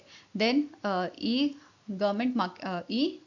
गवर्नमेंट ई मार्केट प्लेस की अगर बात करें तो 1 लाख से 5 लाख की गई है। क्रेडिट कार्ड पेमेंट ये भी बढ़ाई गई है, 2 से 5 लाख की गई है। देन आपकी ईएमआई कलेक्शन या लोन कलेक्शन जो है इसमें भी लिमिट आपकी बढ़ाई गई है, 2 लाख से 5 लाख की गई है। ऐसे ही ट्रैवल में 1 लाख से 5 लाख किया गया है। देन आपका ज्वेलरी परचेज जो है इसमें 1 लाख से बढ़ा के 2 लाख किया है। ठीक है, नेक्स्ट है आपके जो फॉरेक्स रिटेल होता है, या आप फॉरेन करेंसीज की जो फॉरेन करेंसीज की जो हम लेते हैं, राइट, तो उसकी लिमिट जो है वो बढ़ा दी गई है, 2 लाख से 5 लाख की गई है। ऐसे ही tax deposit via digital account जो है ये आपकी 2 से 5 लाख की गई है। ऐसे ही डिजिटल अकाउंट ओपनिंग जो है इनिशियल फंडिंग इसकी आपकी 2 लाख थी, अभी भी सेम है आपकी है। ठीक है, वहीं पे अगर हम बात करें 24 आवर क्यूमुलेटिव लिमिट की, तो ये आपकी capital market, then investment, then आपका इंश्योरेंस पेमेंट, फिर आपका गवर्नमेंट ई मार्केट प्लेस ये 10 लाख की गई है। ऐसे ही आपका लोन या ईएमआई कलेक्शन ये भी 10 लाख है। मतलब 24 आवर्स में आप अप टू 10 लाख तक के ट्रांजेक्शन कर सकते हो, पर ट्रांजेक्शन 5 लाख ही खर्च कर सकते हो। ठीक है, नाउ नेक्स्ट आपको क्वेश्चन है, recently in September the Andhra Pradesh government launch a new universal health insurance scheme by merging Ayushman Bharat Pradhan Mantri Jan Arogya Yojana and Dr. NTR Vaidya Seva Trust under the hybrid model. According to this initiative, what is the maximum insurance coverage amount provided to the families living below the poverty line? तो recently अभी यहाँ पे Andhra Pradesh government द्वारा launch किया गया है universal health insurance scheme, जिसमें आपका जो बिलो पॉवर्टी लाइन वाले फैमिलीज होंगे उनको कवरेज दिया जाएगा अप टू 25 लाख तक का। ठीक है, एंड जो आपके अबव बिलो पॉवर्टी वाले होंगे उनको आपका कवरेज मिलेगा अप टू 5 लाख का। ठीक है, और ये जो स्कीम है ये इशू करेगी, ठीक है, जो स्कीम है ये इशू करेगी request for proposal to the insurance companies for implementation. Okay, अब यहाँ पे हम बात करेंगे स्कीम की। देखो मैंने आपको बोला 2 टाइप की यहाँ पे है, एक तो below the poverty line families जिनको 25 लाख तक का कवरेज मिलेगा, और अबव पॉवर्टी लाइन फैमिलीज जिनको अप टू 5 लाख तक का कवरेज यहाँ पे मिलेगा। तो इन दोनों पे बेस्ड आपको क्वेश्चन बन सकता है। ठीक है, तो ये ध्यान में रखना है। नेक्स्ट बात करते हैं कुछ अदर प्रोजेक्ट जो आंध्र प्रदेश गवर्नमेंट द्वारा अप्रूव किए गए हैं। जैसे इन्होंने अप्रूव किया है 10 न्यू मेडिकल कॉलेजेस। ठीक है, बेसिकली 10 नए मेडिकल कॉलेजेस आपके जो है स्टैब्लिश किए जाएंगे। अदोनी, मदनापल्ली, मार्कापुरम, पेंगोड़ा, पालाकोलू, अमलापुरम, नरसीपत्तनम, बापातल्ला एंड पार्वतीपुरम, इन जगहों पे ये आपके एस्टैब्लिश किए जाएंगे और इनका जो सेशन है बेसिकली ये आपके स्टार्ट होंगे 2027-28 एकेडमिक सेशन से, ठीक है। एडमिशन्स यहाँ पे स्टार्ट होंगे। इसके अलावा यहाँ पे जो आंध्र प्रदेश गवर्नमेंट है उन्होंने अप्रूव किया है land pooling for Mangalagiri gold cluster, support करने के लिए लोकल गोल्डस्मिथ को। इसके अलावा कुछ की प्रोजेक्ट्स इन्होंने क्लियर किए हैं, including 856 crore incentives to establish India's largest printed circuit board plant, जो आपका आंध्र प्रदेश में रहेगा। इसके अलावा रिन्यूएबल एनर्जी प्रोजेक्ट्स इन्होंने अप्रूव किए हैं। देन ड्रिंकिंग वाटर स्कीम्स जो है अंडर द जल जीवन मिशन वो भी यहाँ पे अप्रूव की गई थी, ठीक है। नेक्स्ट आपका क्वेश्चन है, Amazon India acquired which company for $200 million to expand its digital lending business in India। तो Amazon India ने एक्वायर किया है एक्सियो को। एक्सियो जो आपका एक NBFC था, ठीक है, बेंगलुरु बेस्ड NBFC था, जिसको Amazon India ने एक्वायर किया है एक्सपैंड करने के लिए इनका डिजिटल लेंडिंग बिजनेस इंडिया में, ठीक है। अब एक्सियो जो है इसका पुराना नाम जो है वो पूछा जा सकता है, which is capital float. Next question है, which institution secured the top spot in the overall category of a national institutional ranking framework, that is NIRF ranking 2025 for the 7th consecutive year. तो देखो जैसे QS ranking आपकी होती है ना, या times higher education ranking होती है, ये ऑर्गेनाइजेशंस आपकी वर्ल्ड की जो यूनिवर्सिटीज हैं उनकी रैंकिंग प्रोवाइड करती है, कुछ पैरामीटर्स पे बेस्ड ये रैंकिंग होती है, राइट। ऐसे ही अगर हम बात करें विद इन इंडिया, तो इंडिया की जो यूनिवर्सिटीज हैं, ठीक है, उनकी रैंकिंग की अगर हम बात करें तो ये आ जाती है NIRF रैंकिंग में, ठीक है। अब इसमें आपकी ओवरऑल कैटेगरी होती है, ऐसे ही बहुत डिफरेंट टाइप की कैटेगरी होती है यहाँ पे। इवन एक कैटेगरी अभी यहाँ पे एक ऐड भी गई है सस्टेनेबल डेवलपमेंट गोल वाली, ठीक है, वो यहाँ पे रिसेंटली ऐड की गई है, उसके बारे में देखेंगे। नाउ अभी हम बात कर रहे हैं NIRF रैंकिंग की, 2025 की रैंकिंग रिलीज की गई है, ठीक है। अब ये जो रैंकिंग है इसमें ओवरऑल कैटेगरी में टॉप किसने किया है, ये आता है IIT मद्रास, ठीक है। किसने टॉप किया है, इंडियन इंस्टीट्यूशन ऑफ टेक्नोलॉजी जो है मद्रास, IIT मद्रास द्वारा इसमें टॉप किया गया है और लगातार 7 सालों से ये टॉप पोजीशन पे बना हुआ है। अगर हम टॉप 5 इंस्टीट्यूशंस की बात करें, यूनिवर्सिटीज की बात करें, तो IIT मद्रास पहले नंबर पे आता है with overall score of 87.31, followed by IISc Bengaluru 85 score इसका है, IIT बॉम्बे का है 81.62, IIT Delhi 80.67 and 5th number पे आता है आपका IIT कानपुर 77.25, इसका आपका ओवरऑल स्कोर है, ठीक है। नाउ अब बात करते हैं थोड़ी डिटेल में, ये कौन सा एडिशन आपका रिलीज किया गया है 2025 में, तो 10वां एडिशन है। इसमें टोटल इस बार 17 कैटेगरीज हमें देखने को मिली हैं, पहले 16 थी, अब 17 है, क्योंकि एक कैटेगरी यहाँ पे ऐड हुई है सस्टेनेबल डेवलपमेंट गोल वाली, ठीक है। कितने इंस्टीट्यूशन की रैंकिंग है, तो 100 इंस्टीट्यूशंस की यहाँ पे रैंकिंग होती है, जिसमें से 24 स्टेट पब्लिक यूनिवर्सिटीज थी, 22 आपकी private deemed universities, 19 IITs and IISc Bengaluru भी इसमें शामिल था, 9 प्राइवेट यूनिवर्सिटीज थी, ऐसे ही 8 NITs सेंट्रल यूनिवर्सिटीज थी, मेडिकल इंस्टीट्यूशंस थे, ठीक है, IISERs कॉलेज एंड IARI ये सब यहाँ पे आपके इसमें इंक्लूड किए गए थे, ठीक है। अब यहाँ पे अगर हम बात करें सबसे ज्यादा यूनिवर्सिटीज या टॉप रिप्रेजेंटेड स्टेट्स जो था आपका वो कौन सा था, तो तमिलनाडु से सबसे ज्यादा यूनिवर्सिटीज इसमें शामिल हुई हैं, ठीक है, followed by Maharashtra and Delhi, ठीक है, Maharashtra, Delhi and Karnataka after that. Then top performers जो रहे हैं वो आपके IITs रहे हैं, ठीक है। देन अब बात करते हैं NIRF की रैंकिंग की, तो इसको 2015 में इंट्रोड्यूस किया गया था। उस टाइम पे ministry of human resource development आपकी जो है इनके द्वारा इसे इंट्रोड्यूस किया गया था, अब ये आपकी मिनिस्ट्री ऑफ एजुकेशन के अंडर आ जाता है, ठीक है। ये क्या करता है, इंश्योर करता है transparency in evaluating higher education, ठीक है, कि ये अच्छी तरीके से वहाँ यहाँ पे जो है ट्रांसपेरेंसी के साथ इवैल्यूएट करता है आपकी जो रैंकिंग होती है इंडियन इंस्टीट्यूशंस की, यूनिवर्सिटीज की, राइट। तो इसका पहला एडिशन कब रिलीज किया गया था, 2016 में इसका पहला एडिशन आपका रिलीज किया गया था, फाइन। नाउ कौन कौन सी कैटेगरीज ये आती हैं, तो ओवरऑल एक हो गई universities, college, research institution, engineering, management, agriculture and allied sector, architecture and planning, law, dental, medical, pharmacy, innovation, open university, skill university, then आपका आता है state public university, sustainable development goals. तो ये सारी आपकी कैटेगरीज हैं जिनके बेसिस पे यहाँ पे अलग अलग इंस्टीट्यूशन यूनिवर्सिटीज जो हैं उनकी रैंकिंग दी गई है, ठीक है।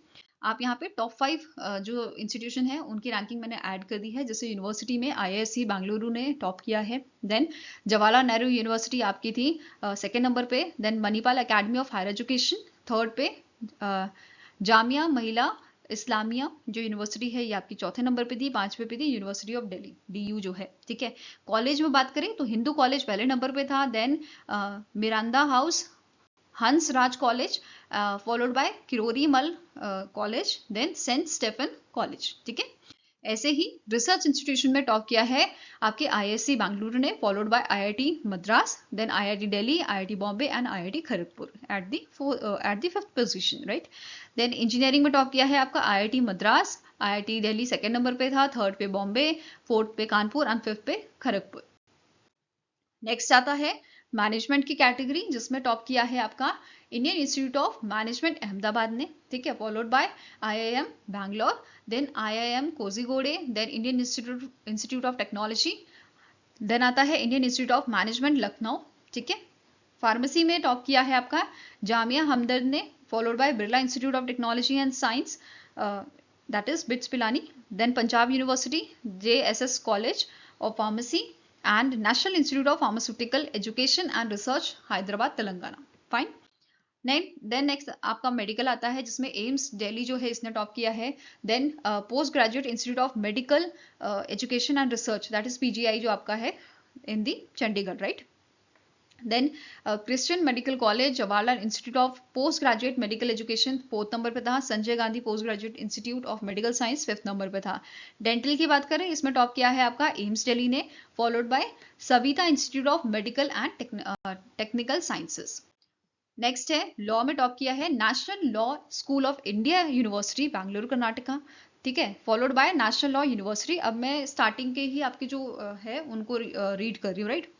बाकी आप इसे वीडियो पॉज करके देख लीजिएगा और PDF भी आपको शेयर कर देंगे हम टेलीग्राम पे, तो उसमें देख के आप कर सकते हो, राइट। नेक्स्ट आता है आर्किटेक्चर एंड प्लानिंग, तो इसमें टॉप किया है आपका IIT रुड़की ने, followed by national institute of technology Calicut. Then next category है आपकी इनोवेशन की, इसमें आपका टॉप किया है IIT मद्रास ने, followed by IIT Bombay, IISc Bengaluru.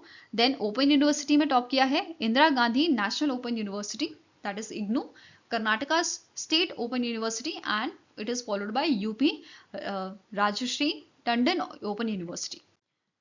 Next है एग्रीकल्चर एंड एलाइड सेक्टर, इसमें टॉप किया है आपका IARI Indian agriculture research institute New Delhi ने, ठीक है। Then ICAR national dairy research institute from Haryana, इसने टॉप किया है, मतलब सेकेंड पोजीशन पे ये था। देन हमारी जो न्यू आपकी कैटेगरी ऐड हुई है ये इंपॉर्टेंट है, इस पे बेस्ड आपको क्वेश्चन बन सकता है। इसमें टॉप किसने किया है? IIT मद्रास ने, followed by Indian agriculture research institute New Delhi, Jamia मिलाई इस्लामिया, ठीक है, थर्ड नंबर पे था। फोर्थ पे आपका था SRM institute of science and technology, fifth पे था Manipal academy of higher education. तो ये वाली जो कैटेगरी है इसको अच्छे से याद कर लेना और ओवरऑल वाली जो कैटेगरी है उसे कंप्लीटली अच्छे से याद करना आपको, ठीक है। नेक्स्ट आती है आपकी स्टेट पब्लिक यूनिवर्सिटीज, इसमें टॉप किया है Jadavpur university from Kolkata. Then Anna university second number पे था एंड स्किल यूनिवर्सिटी में टॉप किया है Symbiosis skills and professional university जो आपकी है पुणे की। Then Symbiosis university of applied sciences Indore and it is followed by Shri Vishwakarma skill university. Now next up question है, which Indian company has signed an agreement with the Green Power Corporation of Bhutan for the establishment of a 570 megawatt Wangchu hydroelectric project in Bhutan। तो recently Bhutan के जो PM है daisho टिशरिंग तोगबे, इनका visit हुआ था India में और इस दौरान ये अग्रीमेंट यहाँ पे साइन किया गया था इंडिया और भूटान के बीच में। और ये अग्रीमेंट इंडिया की अदानी पावर लिमिटेड ने साइन किया है भूटान की ड्रुक ग्रीन पावर कॉर्पोरेशन के साथ, ताकि ये स्टैब्लिश करे 570 मेगावाट का Wangchu hydro electric project Bhutan में। क्लियर है? नाउ इसी के साथ एक इन प्रिंसिपल अंडरस्टैंडिंग जो है on the power purchase agreement ये भी आपका साइन हुआ था, साथ में ही कंसेशन अग्रीमेंट ये भी आपका यहाँ पे साइन हुआ था प्रोजेक्ट से रिलेटेड, राइट। इसके अलावा नोट करना है जो ये आपका 570 मेगावाट का प्रोजेक्ट है हाइड्रो इलेक्ट्रिक प्रोजेक्ट, इसके लिए एस्टिमेटेड इन्वेस्टमेंट जो है वो है 6000 करोड़ का and it will follow a boot model, ठीक है, बूट का मतलब है build own operate transfer model, ठीक है, इस पे ये वर्क करेगा एंड इट इज एक्सपेक्टेड कि ये आपका शुरू हो जाएगा जून 2026 में, ठीक है, मतलब इसकी जो कंस्ट्रक्शन है वो जून 2026 में स्टार्ट हो जाएगी and it will be completed by the year 2031, okay. इसके अलावा अब बात करते हैं भूटान के जो पीएम हैं, इनके साथ साथ और कौन आया था। फर्स्ट लेडी यहाँ पे आई थी जिनका नाम है ताशी दोमा। इनके चीफ अबॉट जो हैं भूटान के जे कैनपो एंड सीनियर डेलीगेशन यहाँ पे इनके साथ आया था, ठीक है। इनका विजिट 3 to 6 सितंबर को था इंडिया में एंड इस दौरान इन्होंने विजिट किया था आपका नालंदा यूनिवर्सिटी में और इनवाइट किया है नालंदा यूनिवर्सिटी को कि ये ज्वाइन करे global piece prayer festival Bhutan का, ठीक है। नाउ इसके अलावा इन्होंने ये आपका पार्ट बने थे inauguration of a royal Bhutan temple. India में रॉयल भूटान टेम्पल जो है वो कंस्ट्रक्ट किया गया है राजगीर बिहार में, इसका इनॉग्रेशन था जिसके ये पार्ट बने थे and it was inaugurated bye the union minister Kiran Rijiju, right. Next आता है इन्होंने महाबोधि टेम्पल जो है बोध गया बिहार में, वहां पे विजिट किया था जो एक यूनेस्को वर्ल्ड हेरिटेज साइट है, ठीक है। देन यहाँ पे इनके विजिट के दौरान इनको प्रेजेंट किया गया है replica of Mahabodhi temple, sacred Bodhi leaf and Bengaluru metropolitan transport corporation publications जो है वो इन्हें यहाँ पे एज अ गिफ्ट प्रेजेंट की गई हैं, ठीक है, मतलब ऐसे एज अ गिफ्ट दी गई है, राइट।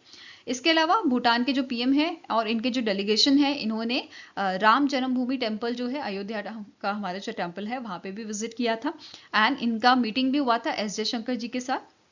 इन्होंने डिस्कशन किया था for strengthening the India Bhutan bilateral ties और इन्होंने डिस्कशन किया था आपके hydro power trade education and connectivity के ऊपर, राइट। नाउ नेक्स्ट क्वेश्चन है which campaign was recently launch by the union minister Manohar Lal to enhance the implementation of a Pradhan Mantri Awas योजना urban 2.0। तो रिसेंटली एक कैंपेन लॉन्च किया गया है, न्यू दिल्ली में ये लॉन्च किया गया था जिसका नाम है अग्निकार, ठीक है। क्या नाम है? अग्निकार 2025 का नाम है और इसका मेन एम है कि जो इम्प्लीमेंटेशन है प्रधानमंत्री आवास योजना अर्बन 2.0 का, इसे आपका बढ़ाया जाए, ठीक है, इसकी इम्प्लीमेंटेशन को आपका जो है फास्ट ट्रैक किया जाए, फाइन। अब कैंपेन जो है इसकी ड्यूरेशन रहेगी आपकी 4 सितंबर से 31 अक्टूबर 2025। इसका एम क्या है ये भी हमने पढ़ा।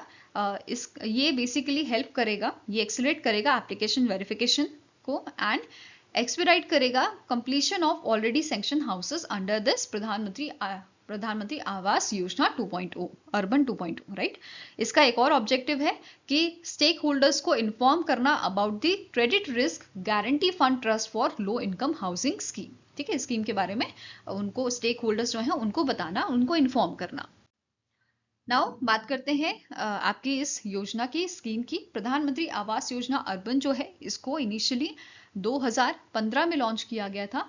Which ministry so ministry of housing and urban affairs द्वारा इसको लॉन्च किया गया था 2015 में। किस चीज के लिए? With objective to provide all weather pucca houses to all eligible urban household, ठीक है। इसका विजन इनिशियली था हाउसिंग फॉर ऑल बाय 2022, ठीक है, ये इसका इनिशियल विजन था। अभी रिसेंटली ये आपका न्यूज में भी था कि जो प्रधानमंत्री आवास योजना अर्बन हाउसिंग है इसकी जो डेडलाइन है वो इंक्रीज की गई थी 31 दिसंबर 2025। तो ये भी एग्जाम में पूछा सकता है, इसको नोट करना है।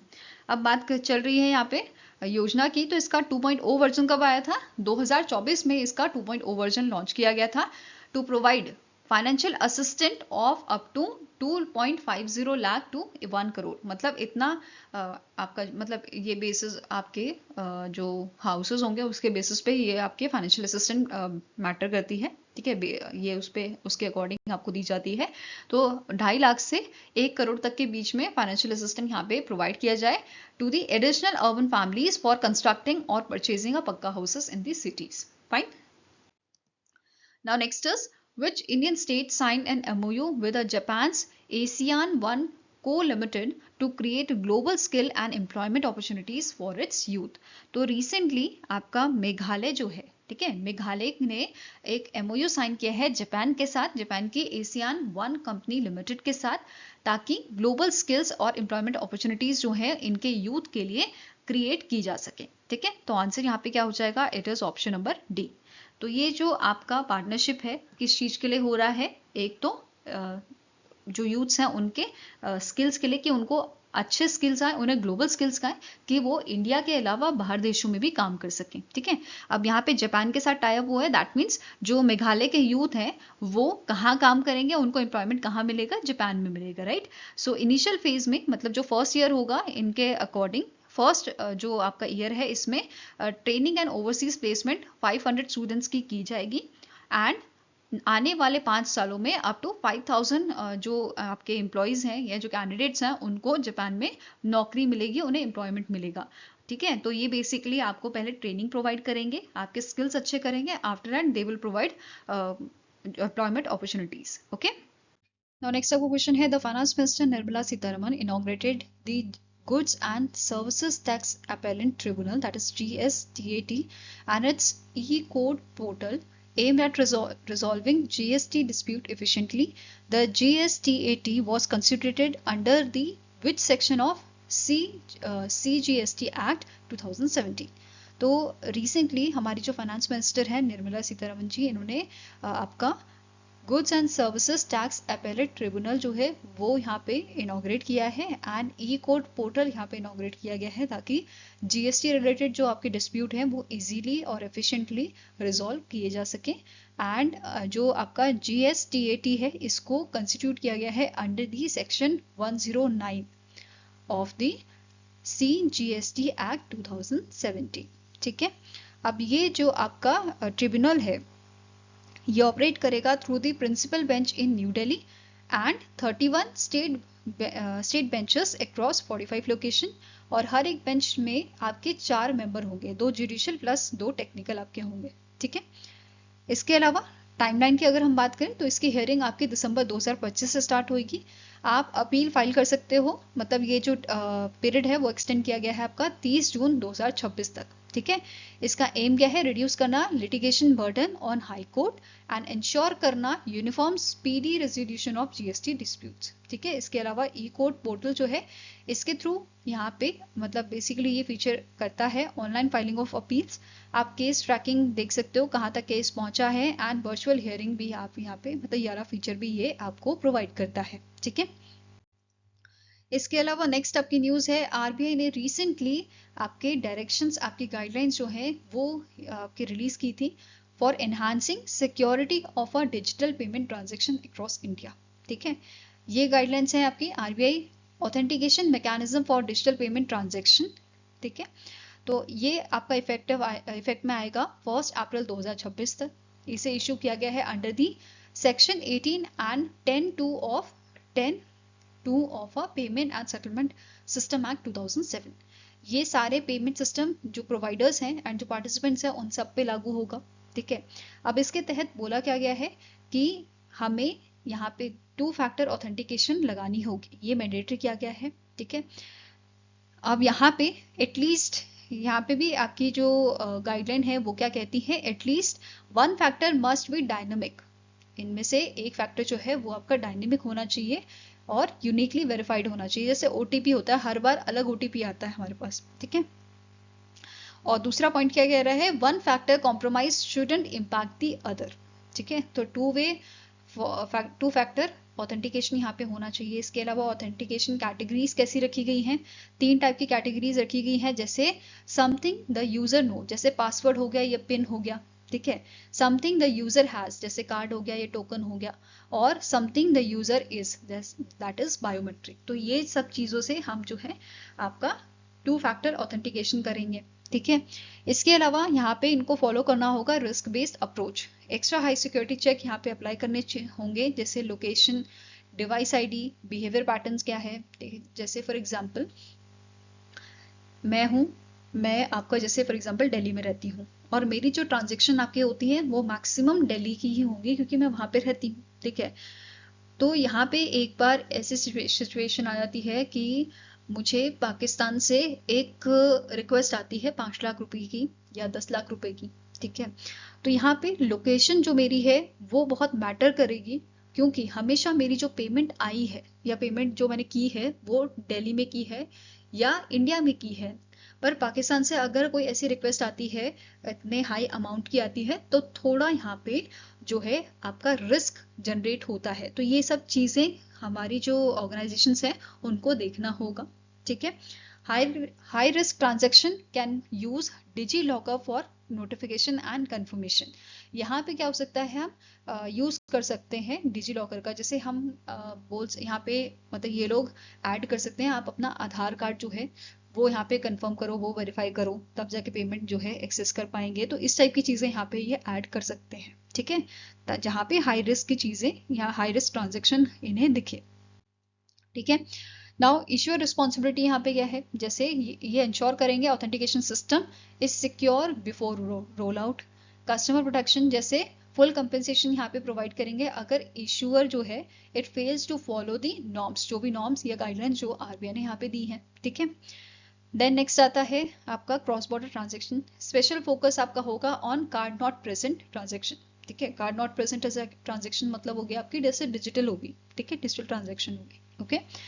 Now risk based authentication must be implemented by 1 अक्टूबर 2026। तो ये सब चीजें यहाँ पे मेंशन की गई थी। नाउ क्वेश्चन करते हैं इस न्यूज पे based, from which date will the reserve bank of India's authentication mechanism for digital payment transaction direction 2025 come into effect. तो ये आपका इफेक्ट में कब से आएगा, 1 अप्रैल 2026 से इफेक्ट में आएगा, ठीक है। Answer here is option number D.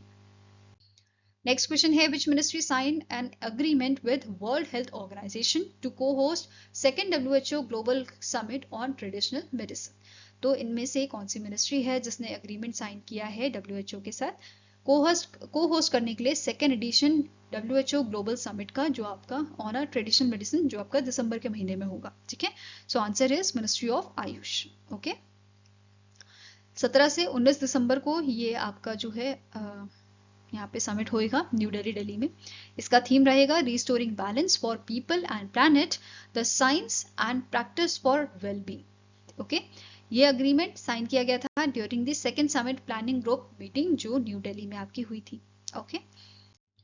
Next आपका क्वेश्चन है, which the organisation sign a 3-year MOU in Mumbai to promote sustainable palm oil in India and South Asia. तो रिसेंटली 3 ऑर्गेनाइजेशन ने अभी अग्रीमेंट साइन किया है। एक आपकी है APOA, CPOPC एंड SNAL, ठीक है। इन तीनों ऑर्गेनाइजेशन ने अग्रीमेंट साइन किया है ताकि प्रमोट कर सके सस्टेनेबल पाम ऑयल को इंडिया एंड साउथ एशिया में, ठीक है। ये तीनों ऑर्गेनाइजेशन कौन कौन सी हैं, Asian Palm Oil Alliance, Council of Palm Oil Producing Countries and Solidaridad Network Asia Limited. इन तीनों के बीच में अग्रीमेंट साइन हुआ है 3 साल का, ताकि जो पाम ऑयल प्रोडक्शन है और ट्रेड है उसको हम ट्रांसपेरेंट, सस्टेनेबल और ट्रेसेबल रख पाए, ठीक है। अब इस MOU के तहत क्या होगा, जो ये MOU है इसका मेन एम है कि जो स्टैंडर्ड्स हैं उनको फॉलो किया जाए। जैसे आपका पाम ऑयल स्टैंडर्ड इंडोनेशिया का क्या है, इंडोनेशिया सस्टेनेबल पाम ऑयल, मतलब ये आपका स्टैंडर्ड है जिस स्टैंडर्ड्स पे आपका पाम ऑयल अगर होगा देन आप एक्सपोर्ट उसे कर सकते हो, ठीक है। ऐसे ही मलेशिया के अपने स्टैंडर्ड हैं, मलेशियन सस्टेनेबल पाम ऑयल, ठीक है। ऐसे ही इंडिया का क्या है, इंडियन पाम ऑयल सस्टेनेबिलिटी, ठीक है। तो इसका मेन एम क्या है कि हम जैसे इंडोनेशिया का जो स्टैंडर्ड है उसको मैच करा दें मलेशिया के आपके स्टैंडर्ड्स के साथ, ताकि इजीली हम एक कंट्री से दूसरी कंट्री में एक्सपोर्ट कर पाए, ठीक है। जैसे इंडिया का इंडियन पाम ऑयल सस्टेनेबिलिटी है, ये जो स्टैंडर्ड्स हैं ये अगर मैच हो जाएंगे मलेशिया के साथ तो मलेशिया इजीली इंडिया में पाम ऑयल जो है एक्सपोर्ट कर पाएगा। तो इसका मेन एम यही क्या है कि हम स्टैंडर्ड ही सबके सेम कर दें कि इजीली एक्सपोर्ट या एक्सपोर्ट जो है वो हमारा हो पाए, ठीक है। एक्सपोर्ट इंपोर्ट जो होता है पाम ऑयल का वो इजीली हो पाए, ठीक है। आई होप गाइज आपको ये वीडियो पसंद आया होगा। अगर पसंद आया तो लाइक एंड शेयर जरूर कीजिएगा, और हमारे साथ जुड़ने के लिए आप हमारा चैनल जो है ज्वाइन कर सकते हैं। इसके साथ ही आप हमें सजेशन प्रोवाइड कर सकते हैं benchmarkstudy007@gmail.com पे, या फिर आप हमें कमेंट सेक्शन में भी लिख सकते हैं। सो मिलेंगे ऐसे ही नेक्स्ट वीडियो के साथ। Till then take care, have a nice day and all the best for your preparations.